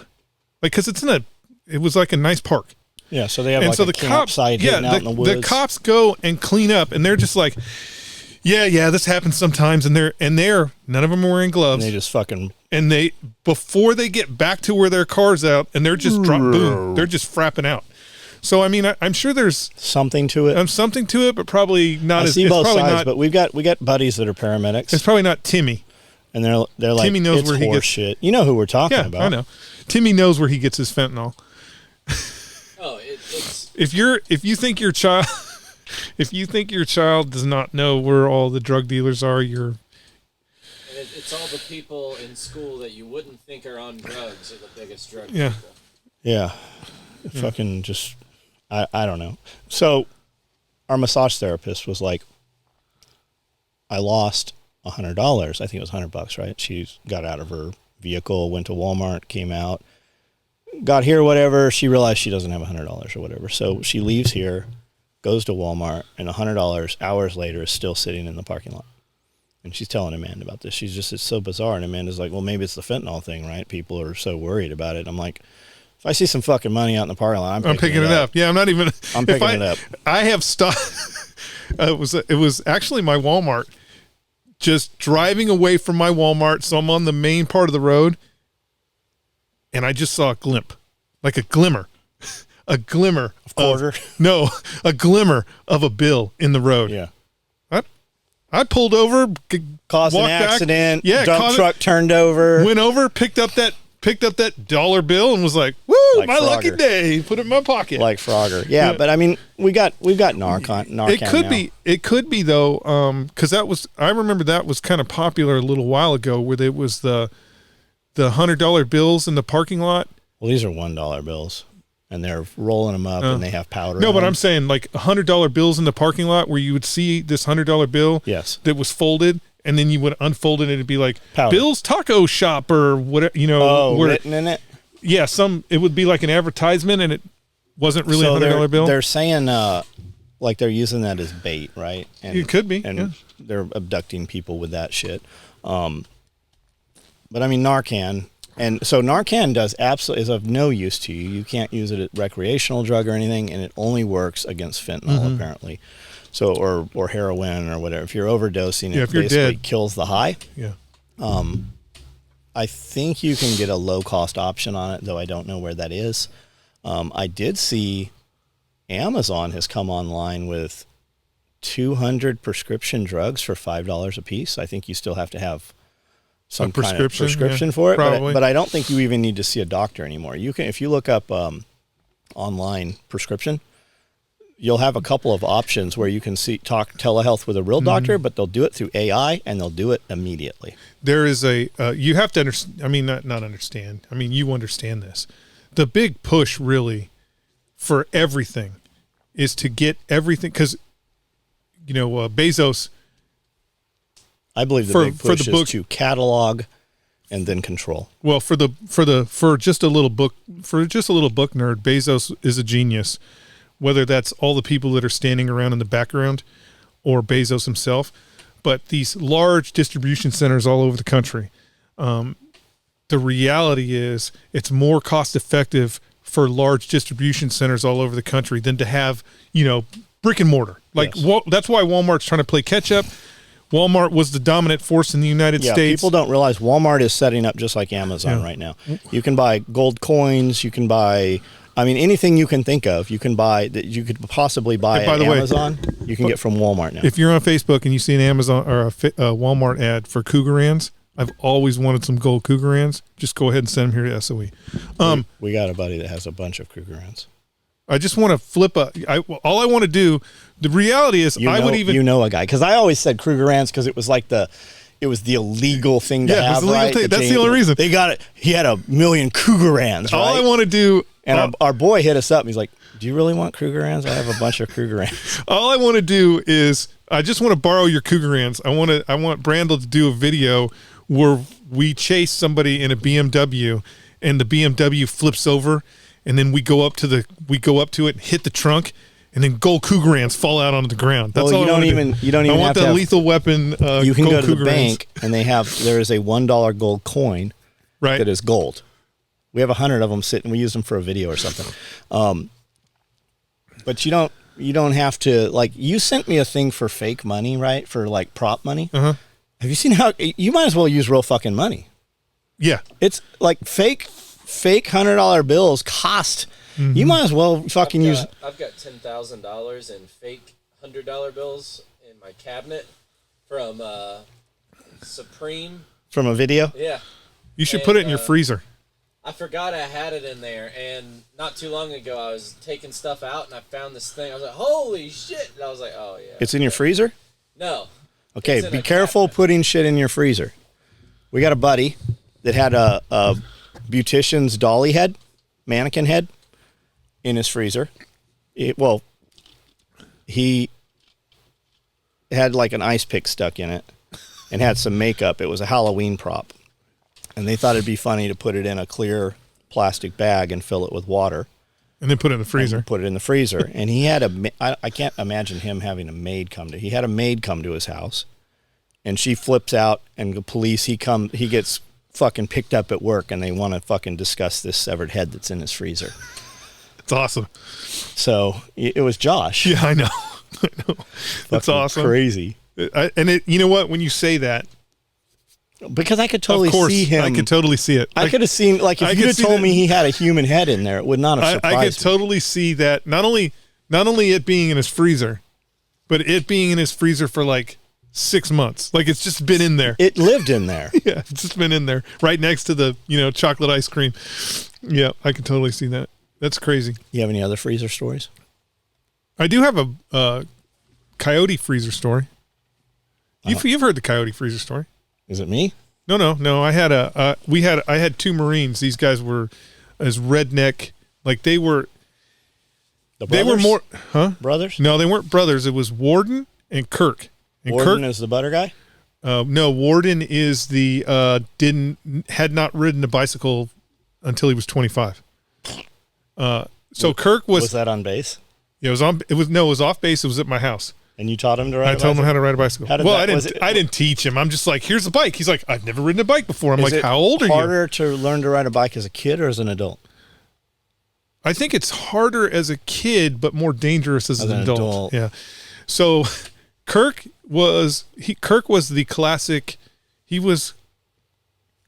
Kirk was classic Southern, like Southern.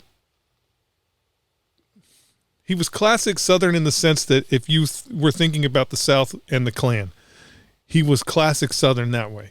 Meaning, he wasn't a bad guy or anything like that, but classic Southern Klan member. And Warden was classic poor white trash Southern, meaning he didn't own a pair of shoes until 8th grade because the school made them get shoes. He lived on Warden Road, Warden Hill, off of Warden Creek. You know, his family had lived there for a million years. But these two were good old Southern boys, and they would go hunting on the weekend illegally on Camp Pendleton. They would go hunting coyotes in between SOI and Horno. That's fucking awesome. Yeah, they would go hunting coyotes. For guys that don't know, Camp Pendleton is so big. Like, there's buffalo on Camp Pendleton. There's all kinds of shit. And so they would go hunt coyotes, and every now and then they would kill something and skin it. Like, I'm not talking about the type of hunting that 90% of the country does nowadays. I'm talking about where they skin out, make steaks. I mean, they're eating coyote steaks, and like these two were hillbillies. And Kirk wanted to do something with a skull. I can't remember what he wanted to do with it, but they skinned out this skull, still had the eyes in the eye socket, and he put it in his freezer in the barracks. So he's got this coyote skull in the freezer in the barracks. They do inspections every now and then. It's a Thursday. They're doing an inspection, and first sergeant hadn't come through. He sends the clerk. So there's this corporal that's going through and looking at everybody's rooms. Now, they love going through the sniper rooms because, I mean, they just want to stir shit and tell the first sergeant that our rooms are all dirty and anyways. But so he's going through the rooms, and he's, got his little clipboard, and he's making his little checks and shit. And he goes into Kirk's room. Every time you say something about how they're trying to fuck up the snipers, I always think of Heartbreak Ridge, right? That nerdy dude. Yeah, exactly. That's exactly the way it was in the late 80s and early 90s. And so he's going through the rooms and, being a little corporal Nazi. And he gets to Kirk's room, and he's going through his room, and I think Kirk had a rebel flag on the wall above his bed. They'd kick him out of the Marine Corps for that. Oh, yeah, he'd be done now. And he said something about it, and Kirk's like, freedom of expression, First Amendment. And so the guy opens the freezer and sees the fucking frozen coyote skull in the refrigerator. Freaks out. Like, he fucking freaks out. He literally takes off running, screaming, "I'm getting the first sergeant up here right now." Now, as the platoon sergeant, you got to hang out up there while the rooms are being inspected and shit. And so I'm like, what the fuck just happened? So how long would it take him to get the... Probably 20 minutes. So that could totally just disappear. Yeah, it could totally disappear. I'm like, what the fuck just happened? And Kirk's like, I totally forgot that I had that skull in the freezer. I'm like, what skull? What fuck? No, I knew, because this is not the first hunting expedition these boys have been on, right? So I knew. I'm like, what the? They have game wardens on there too. Oh yeah. Are those Marines or are they civilians? They're civilians. Well, I think it's a mix. I think there's Marines up there and civilians, and so I'm like, what the fuck? And then another one of my Marines is like, Staff Sergeant, I got these T-bone steaks in my freezer. They've been in there for a long time. Let's just trade them out. Ooh. So we take these steaks and put them in the freezer, close it up. I don't know what they did with the coyote head. The coyote head disappeared. Some covert operations. First sergeant comes up, and I'm standing there, and he's like, he's already in a... And you knew these had been switched out? Yeah. I knew they'd been switched. Straight face. I knew these had been switched out. He's already in a TIS. Like, he's already... Because, first off, the first sergeant doesn't want to go up there and look at fucking rooms, right? And now he's been informed that some sort of felony has occurred on the post. And he's like, all the first sergeant's thinking is paperwork. I got to fucking do all this paperwork and explain all this shit to everybody. It's just going to be a pain in the ass. So first sergeant comes in, and he's like, he's got a fucking dog head in his freezer. Yeah, he didn't know it was a coyote. He's got a dog head in his freezer, right? And first sergeant's like, looks at me, and he's like, did you know about this? And I look right at the first sergeant, and I go, I have no idea what Corporal I don't even know what his name. I have no idea what he's talking We'll call him about. Corporal Pinky. I don't know why he took off running. And he was running. This is the first time I've heard of it. And he's like, "Well, your Marine is out killing dogs." Where's he getting dogs from? I go, "I don't." Do you have wild dogs all over Camp Pendleton? I go, "I don't know what you're talking about, First Sergeant. This is a federal preserve. You can't kill animals here. Blah blah blah." And he goes, "Well, we're gonna do this together." So we go in the room. He opens the freezer, and there's two fucking freezer burnt steaks sitting in there. Two gray freezer burnt steaks sitting in this freezer that hasn't been de-thawed in 100 years. So it's all ice station zebra up in that motherfucker. And First Sergeant, he looks like, I am sure 100% when he opened the freezer, that's what he saw, a dog head. And then he looked again, and he looked at the corporal, and the corporal's like, "That's not fucking what was in there, First Sergeant. There was a goddamn dog head in there." And I'm like, First Sergeant's like, "What are you guys, what's going on here? Was there a dog head in there?" I go, "I haven't seen a dog head." Has anybody seen a dog head? Did you have a dog head in here? And Kirk was like, "No, Staff Sergeant. Me and Warden were gonna have some steaks later on this afternoon. And the steaks clearly had like icicles sticking at them, like they were 6-month-old frostburnt steaks that shouldn't have been in the freezer anymore." And hey, you guys can eat that. It just doesn't taste good. It won't hurt you. And so First Sergeant looks and he looks at the corporal and he's like, "Don't ever bring me up here for some bullshit like this." Now, while this is going on, John. Where's the dog head at? No, while this is going on, so imagine I'm standing in this room and I am looking like First Sergeant. Dude, it would have been awesome if a dog had walked out. First Sergeant, and let's say First Sergeant and the corporal where Brandel's at, and I'm standing over here looking at the First Sergeant and the corporal, and we're having this deep discussion about dog killers and where this head went. Now, Is there a coyote fucking hide on the wall? Behind me on the wall is a Confederate flag. Now, while I'm having this conversation with the First Sergeant, when was this? This had been 90, maybe 91. So not a big deal, really. Yeah. Well, I mean, no, but then they would have been like, "Where did the gun come from? Do you have a fucking There was a gun? Well, they had to shoot the coyote. So the gun was sitting in the corner? No. Just like you thought. I'm looking at First Sergeant over there, and we're having this discussion. And as we're having this discussion, I realize that hanging on the fucking wall behind First Sergeant and the corporal is a completely tanned out coyote fucking hide. Shit. Well, fortunately, are you not allowed to hang posters in your room? Well, we had just gone through that whole you can't hang posters, and so they started to allow you to hang things in your room.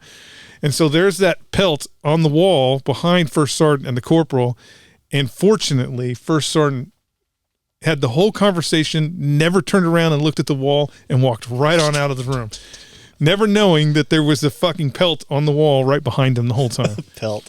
Was it soft and supple? Yeah. Well, they salt tan it or brain tan it? I don't know what they did, but again, Kirk and Warden were legit. Like, they were legit Foxfire boys. Like, legit hillbillies. One time, this is no shit, we're driving the Humvee. It's nighttime. I can't remember what we were doing, but we're out in the woods doing some sniper bullshit. And a fox runs out in front of the Humvee and starts running up the road directly in front of the Humvee. Warden is driving. He looks at me, like literally just looks at me, eyes wide open, and smashes on the accelerator and starts weaving the Humvee after this fox and clips the fox on the top of the head. I thought you were going to say he thought it was like an Indian. It turned into a man or something. Clips the fox. I'm like, what the fuck did you... And he goes, "Me and Kirk have been trying to get a fox for months." He jumps out of the car, gets the fox, throws it in the back. We go, I don't know, another hour, and we're in this bunker. Still on Camp Pendleton. Still on guys. Camp For Pendleton. people that don't realize how many hours can you drive across Camp Pendleton? I mean, you could from corner to corner. It only takes, if you go from San Clemente to the main gate, it only takes, I think, an hour and 45 minutes.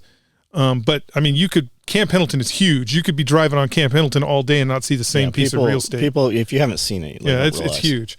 Especially when you get up into the Zulu Impact area and up in I can't think of the name of the mountains anymore, but there's property that even Marines hardly get to see, and so we get there and Warden has his Fox and he goes in this concrete bunker that we were using as our base camp. 5 minutes later, Kirk walks in and he's got a fucking coyote. I'm like, how did he get the coyote? I don't remember. I bet he shot it. But he's got a coyote. Could you just go around shooting on Camp Pendleton? Nobody would know. Well, I mean, the reality is there's gunshots going off all the time. Do you know, was that a blank or was that a live? They don't. I lived on Camp Pendleton and I never heard any gunshots. Well, it just depends on the training. We were in a training area, so it wouldn't be uncommon to hear gunshots.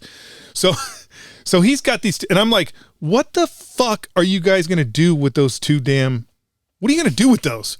And they're like, oh, we're going to skin them out. I'm like, okay, well, if you're going to skin them out, set it up. You're giving the whole platoon a class on skinning so they actually gave a pretty good class on skinning animals, and they did instead of a flat hide, they did a peel where they just peeled the skin off the entire animal. Soft right? it. Yeah. So he does this. Okay. Now this is where it goes off the tracks real quick. So they peel this coyote and this fox, and Warden's the one that did all the cleaning on the hides and shit. And he looks at me. Now imagine it's nighttime. We're in a bunker.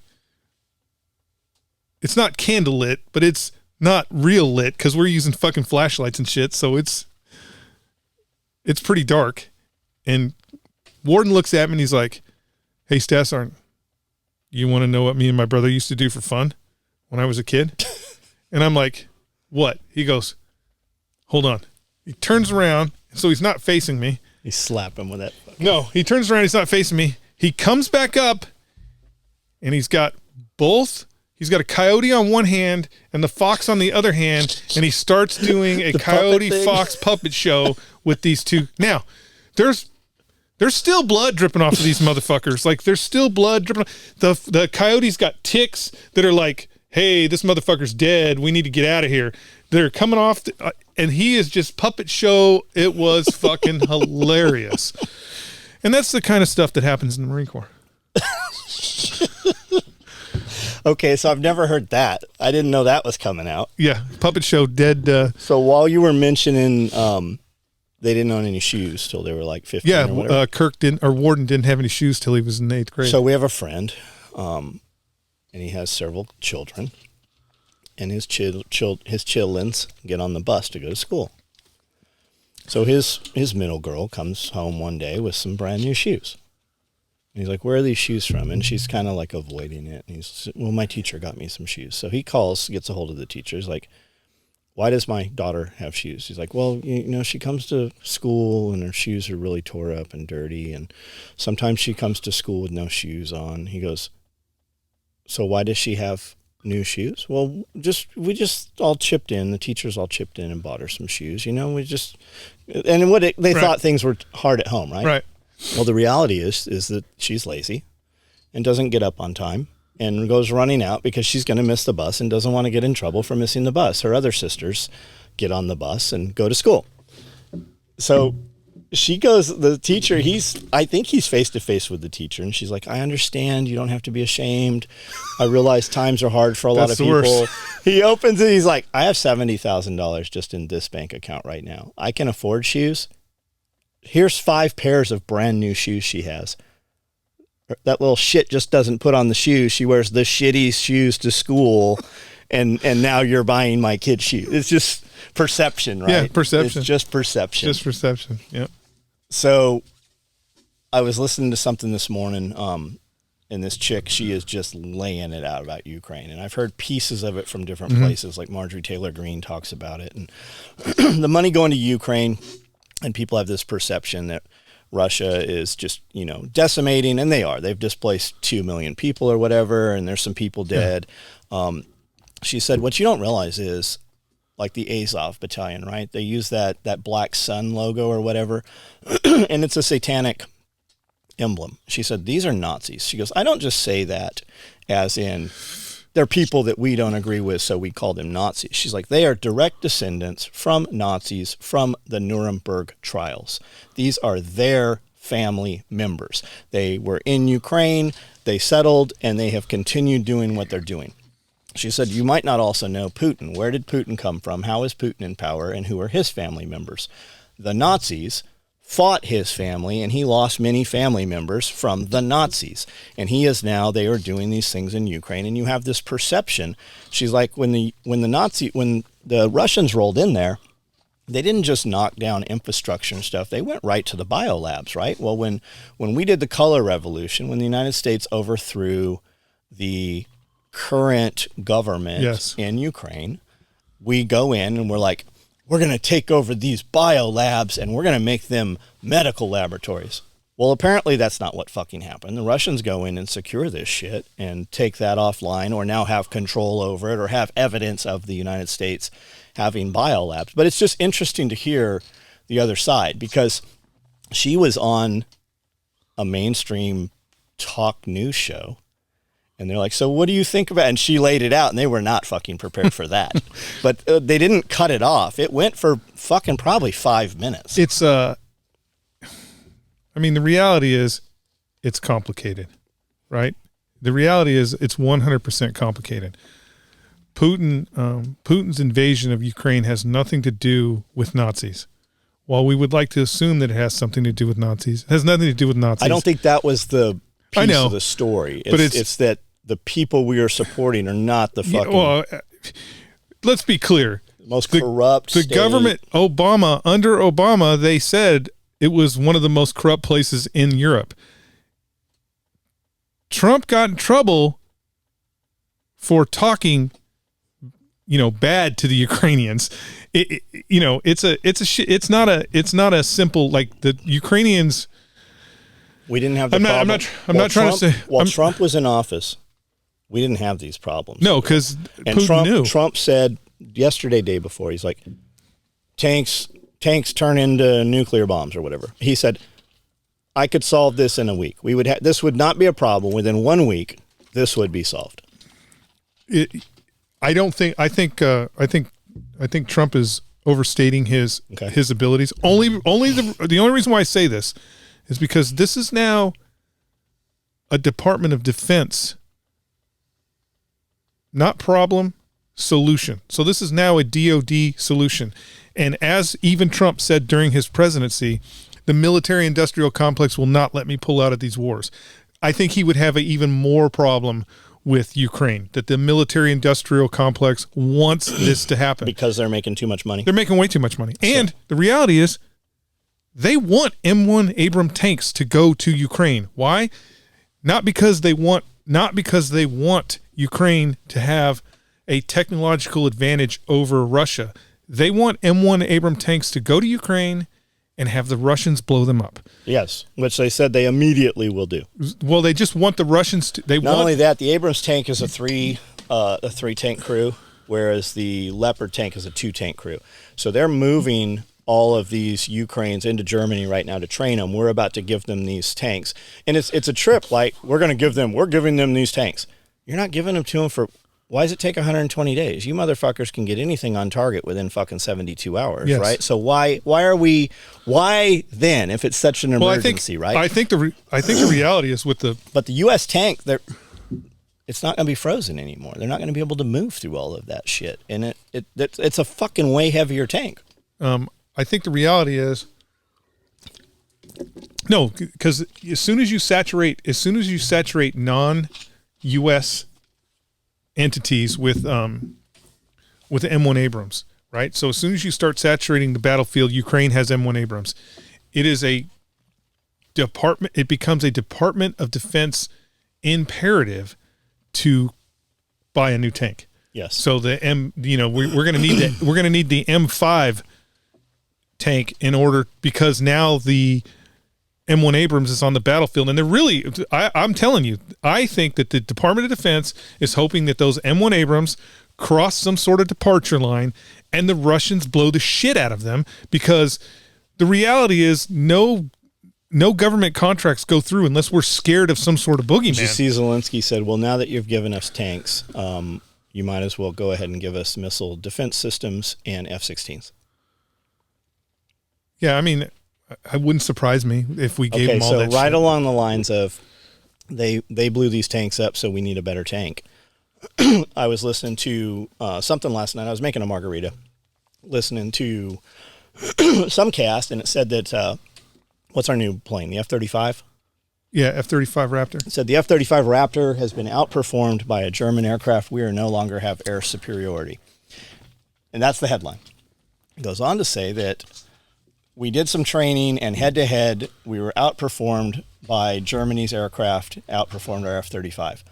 Then it goes on to say that this took place in 2012, and their aircraft outperformed us at our F-35 in 2012. Then it goes on to say in a simulation. So they weren't even flying, dogfighting, face head-to-head. They weren't even real. It was just some computer shit. It was just some computer shit. That's like the Ghost of Kiev, right? When it all popped off over in Ukraine, right? The Ghost of Kiev has gotten in his aircraft and he's shooting down all these fucking Russian planes. Come to find out, all the footage they were showing you was from a video game. And come to find out, the dudes that were on the island and they're like, "Fuck you, Russian vessel," right? That didn't happen. Come to find out that there was really a Ghost of Kiev. He was he was their top. He flew a biplane with Snoopy. Well, because he was their top. I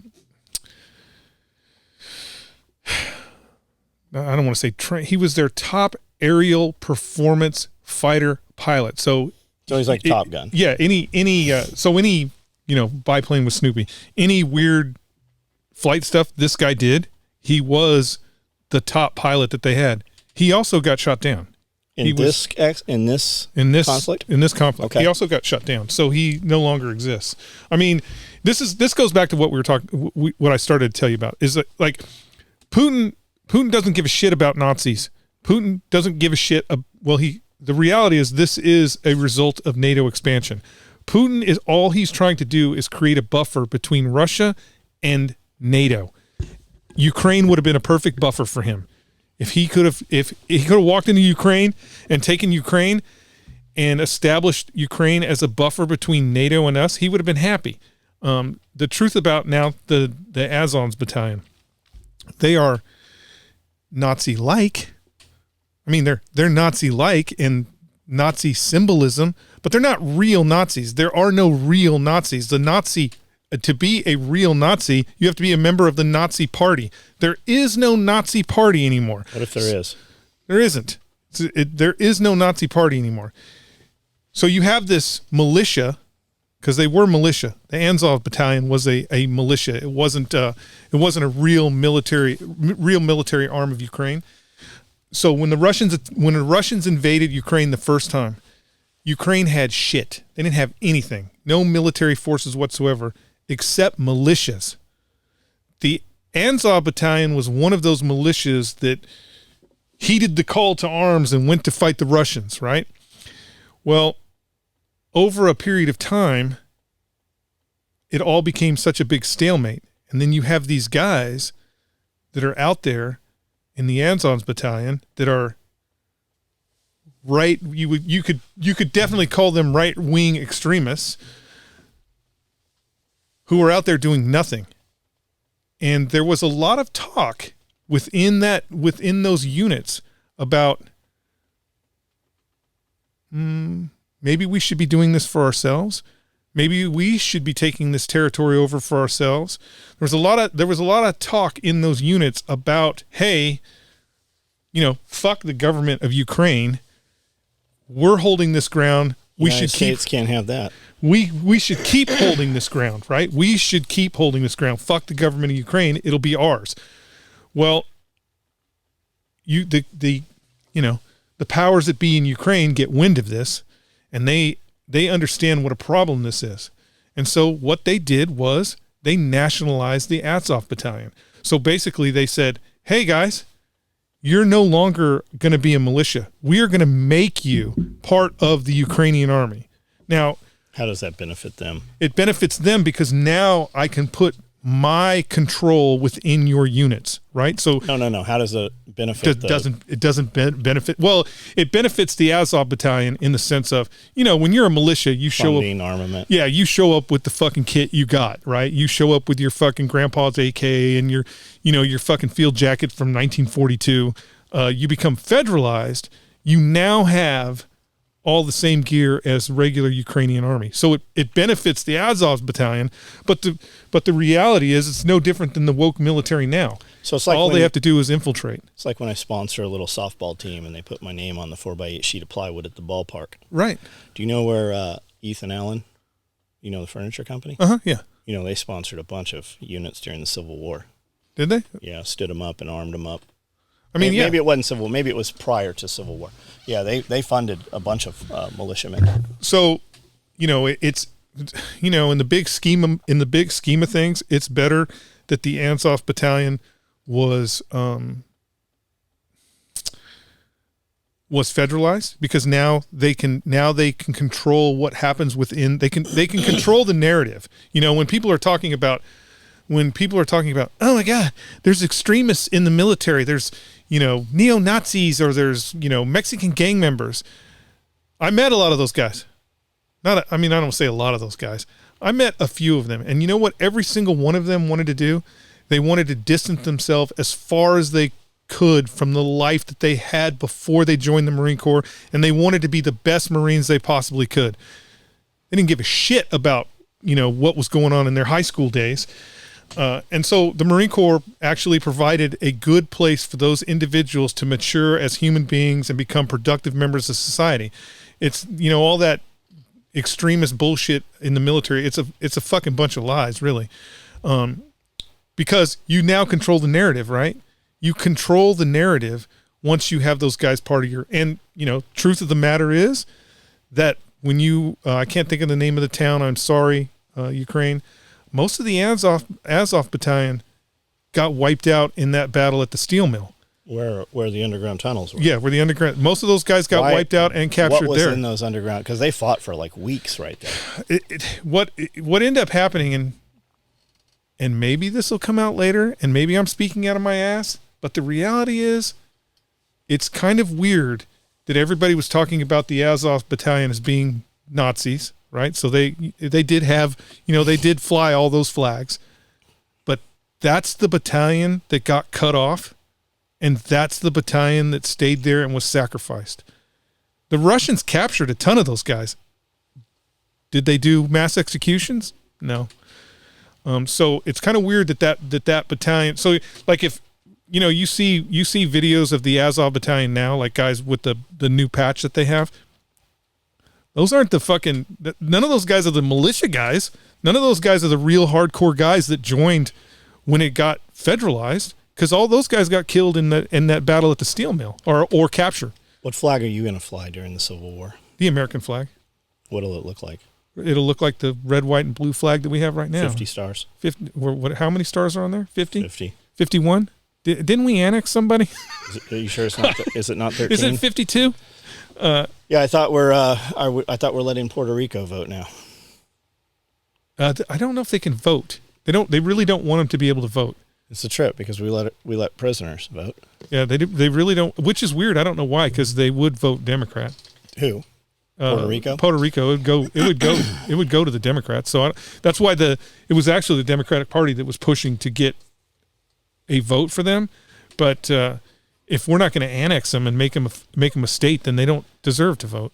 If we had a civil war, okay, a real one, how many states would be on the side we're on? The majority of them.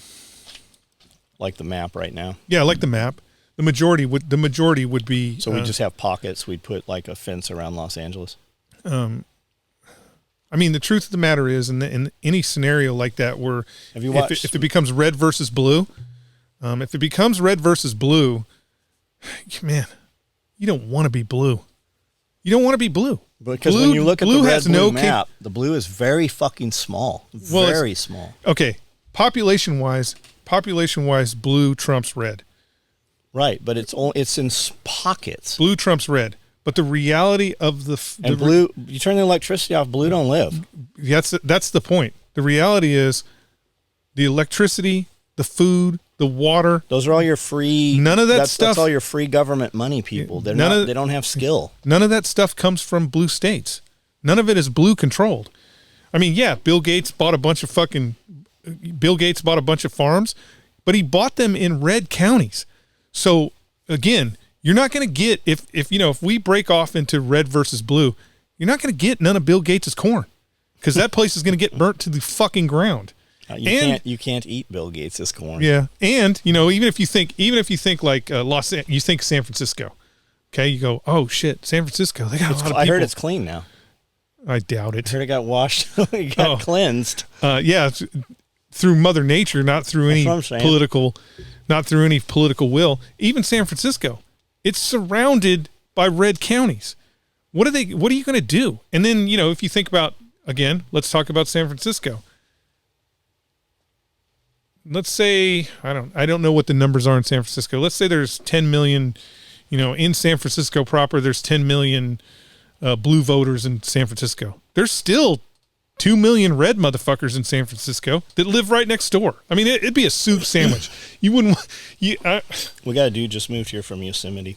Even if the blue, like the reality is, even if the blue controlled military assets, they still would not have a chance.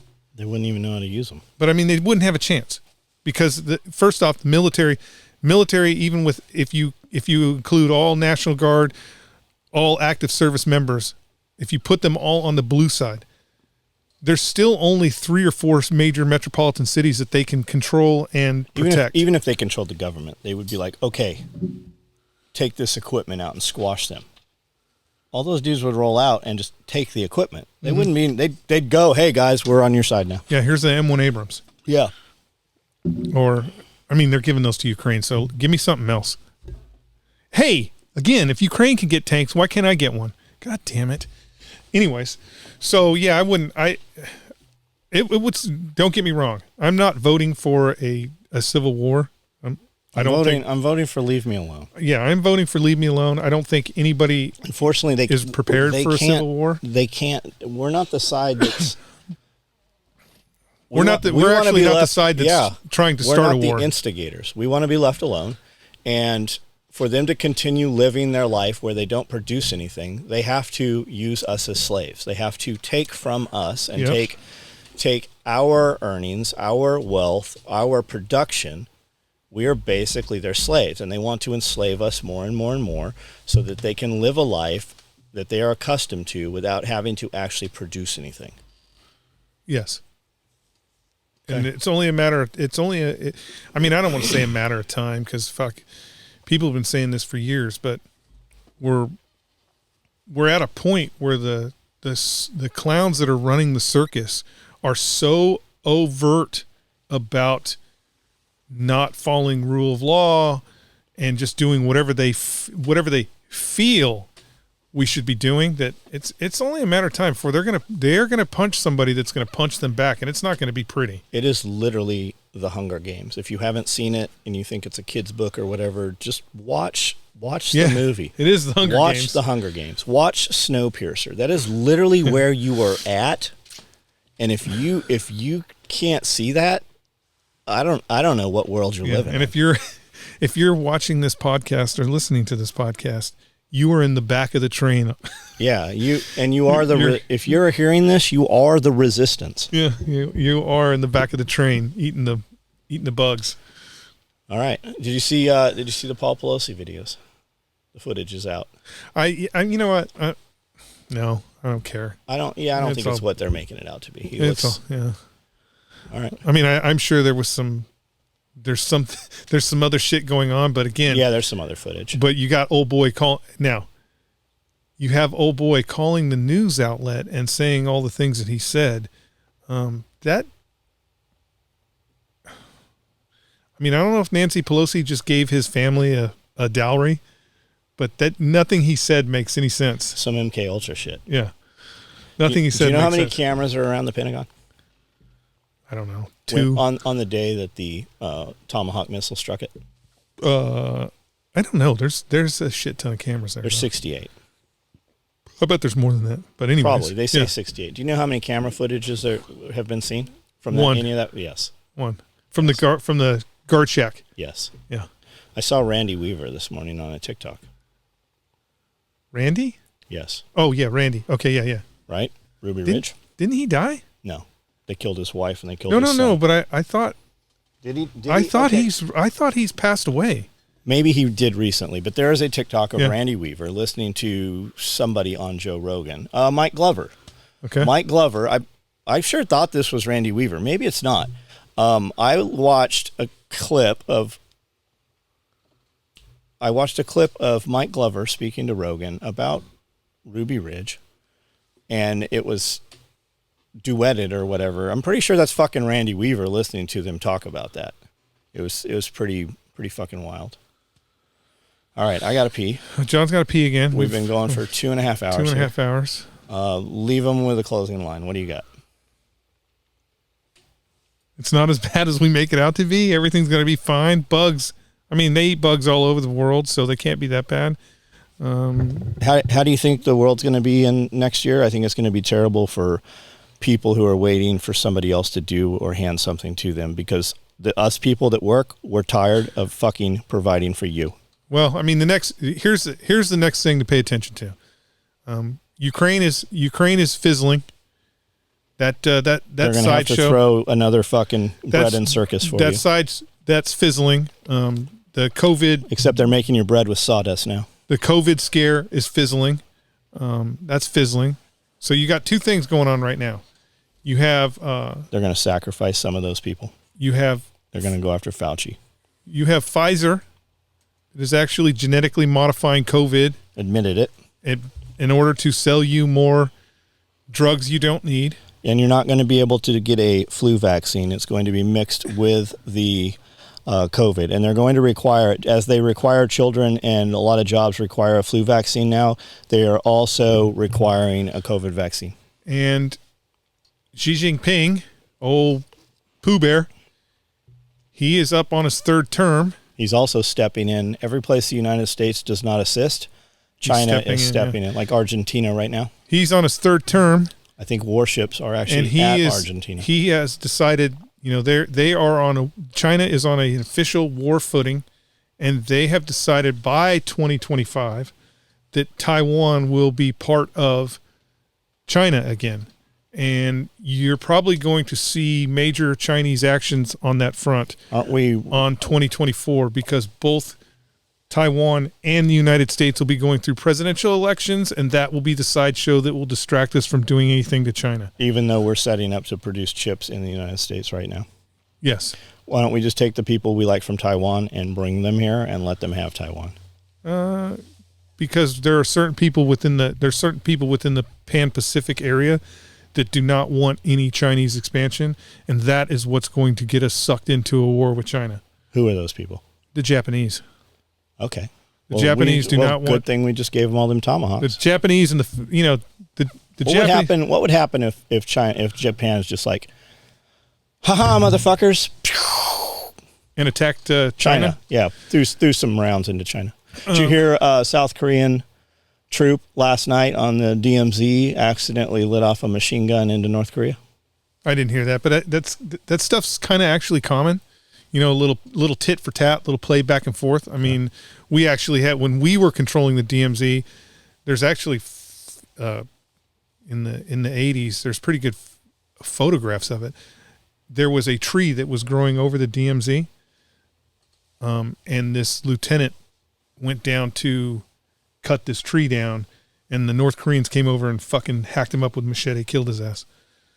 It's actually common for there to be a little tit for tat going on the DMZ, because we like to say demilitarized zone, and it makes it sound like yeah, there's guys there, but they're both on war footings. They're both, I mean, technically we are still at war with North Korea. The war was never ended. We are still at war with North Korea. Now, so those guys are tit for tat. Now we just never declare war. Well, we don't need to. It's because it's a financial endeavor. So we don't need to force Congress to declare war anymore, because everyone in Congress is a bunch of fucking pussies. Got it. All right, guys, there's a third level to the membership. If you're hearing this, you're a member. Third level? There's a third level now. Oh, shit. On the third level, you get the podcasts current within like 4 or 5 days. So you have access to them weeks ahead before anybody else. 9 just went live. This is episode what? 13. 13. This is 13. So to give you an example, to Fupar give you an episode. idea, on the third level, I think it costs $9.99. On the third level, you get these podcasts as though they are current events, because that's basically what we talk about. Gotcha. All right, guys, I have to pee. So Again. we are Super greens. I drink a lot. I've been up Super since greens. 4 a.m.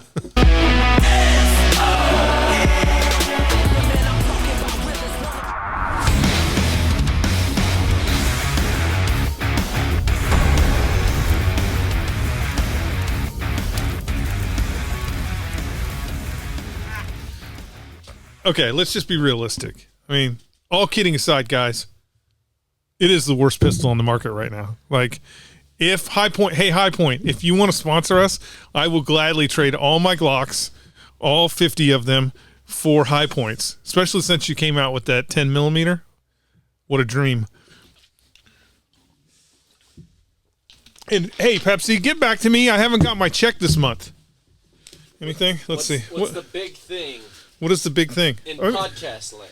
I mean, the big thing is eggs, really. Everybody, I keep getting videos of my chickens aren't laying eggs, or the eggs from Walmart are made of plastic. I haven't really seen anything. I don't Eggs. live on the internet. So I don't either. I'm out of touch. I rely on him, and then I look up his stories, and I go, I don't know about that. Let's, we can talk about Ukraine. We can talk about Germany. We can talk about, I don't know what's important. Like, the most important thing is, if you have time, here's the reality. If you have time out there to watch this podcast, or especially make a comment. If you have time to make a comment, you need to get a hobby. You really need to get a hobby. Because first off, guess what? You could write the most poetic comment on the face of the planet. I am never going to read it. I'm never going to see it. So, all you Glock fanboys, I know you're out there. I know you're watching right now going, oh God, I hope he says something mean about Glocks. I'm going to write the best rebuttal I can possibly. I don't care, because your gun sucks. All of them. Every one of them. Yep. Gen 5 through Gen 400. They suck. And you're just suckling at the tit of Glock, going, please put another serration on this gun for me. Please. Anyways. Let's see. I mean, that's the one that gets the rise, is people getting all excited about their tool and not understanding that it doesn't matter if it's a Glock, a Jennings, a Raven, a High Point. What's another really controversial company? Do people use Smith & Wesson for anything? Yeah. Smith & Wesson's still there. Smith & Wesson's still in the background. Black Rifle Coffee. There's another. That's right up there with the Glock. Black Rifle Coffee. Huh? Who would buy that garbage? You missed it. What happened? Nothing. Nothing at all. Dude, Did you he poop? took off his pants. Yeah. He wanted to see what size they were, so I had to check the I label. wanted to see his Glock 9. What size are they? 36. Oh. His Woodpecker 9. Let me show you this. Oh, what do you got? You're gonna be so excited. Guess what he's making in there? What? German chocolate cake. Is there? Shouldn't be doing. Did somebody die? If you got a choice between a High Point and a Glock 19, get the High Point. They under-engineered the pistol. The reason why you have to grip the sights I think I've seen that. is because It's you. Of course you've seen I it. think I've seen that. to create a low-cost pistol. I think I've seen that. The reason Yeah. why they were trying to I mean, that's legit. That's legit today as it was 10 Hood years rat ago. thing. Hood rat stuff. Yeah, that's legit. I mean, that's kitchen talk. When you got kitchen talk, when you are that deep into the SOE algorithm that you're watching kitchen talk, you're deep. That is You're deep. That is uploaded right now. Is it? Not live, about to go live. Okay. Which means our algorithm must be low right now, because he's like, hey, I don't know if Jeff said don't use this. I go, where'd you get it? He's like, I don't. and he goes, off the internet. I go, then you can use it. Yeah, I mean, if it's out there. He goes, do you think it? it's too much? I go, just save it for a day when traffic's low. So obviously, if it's there, traffic's low. Yeah, so I mean, enjoy. I made that specifically for you people.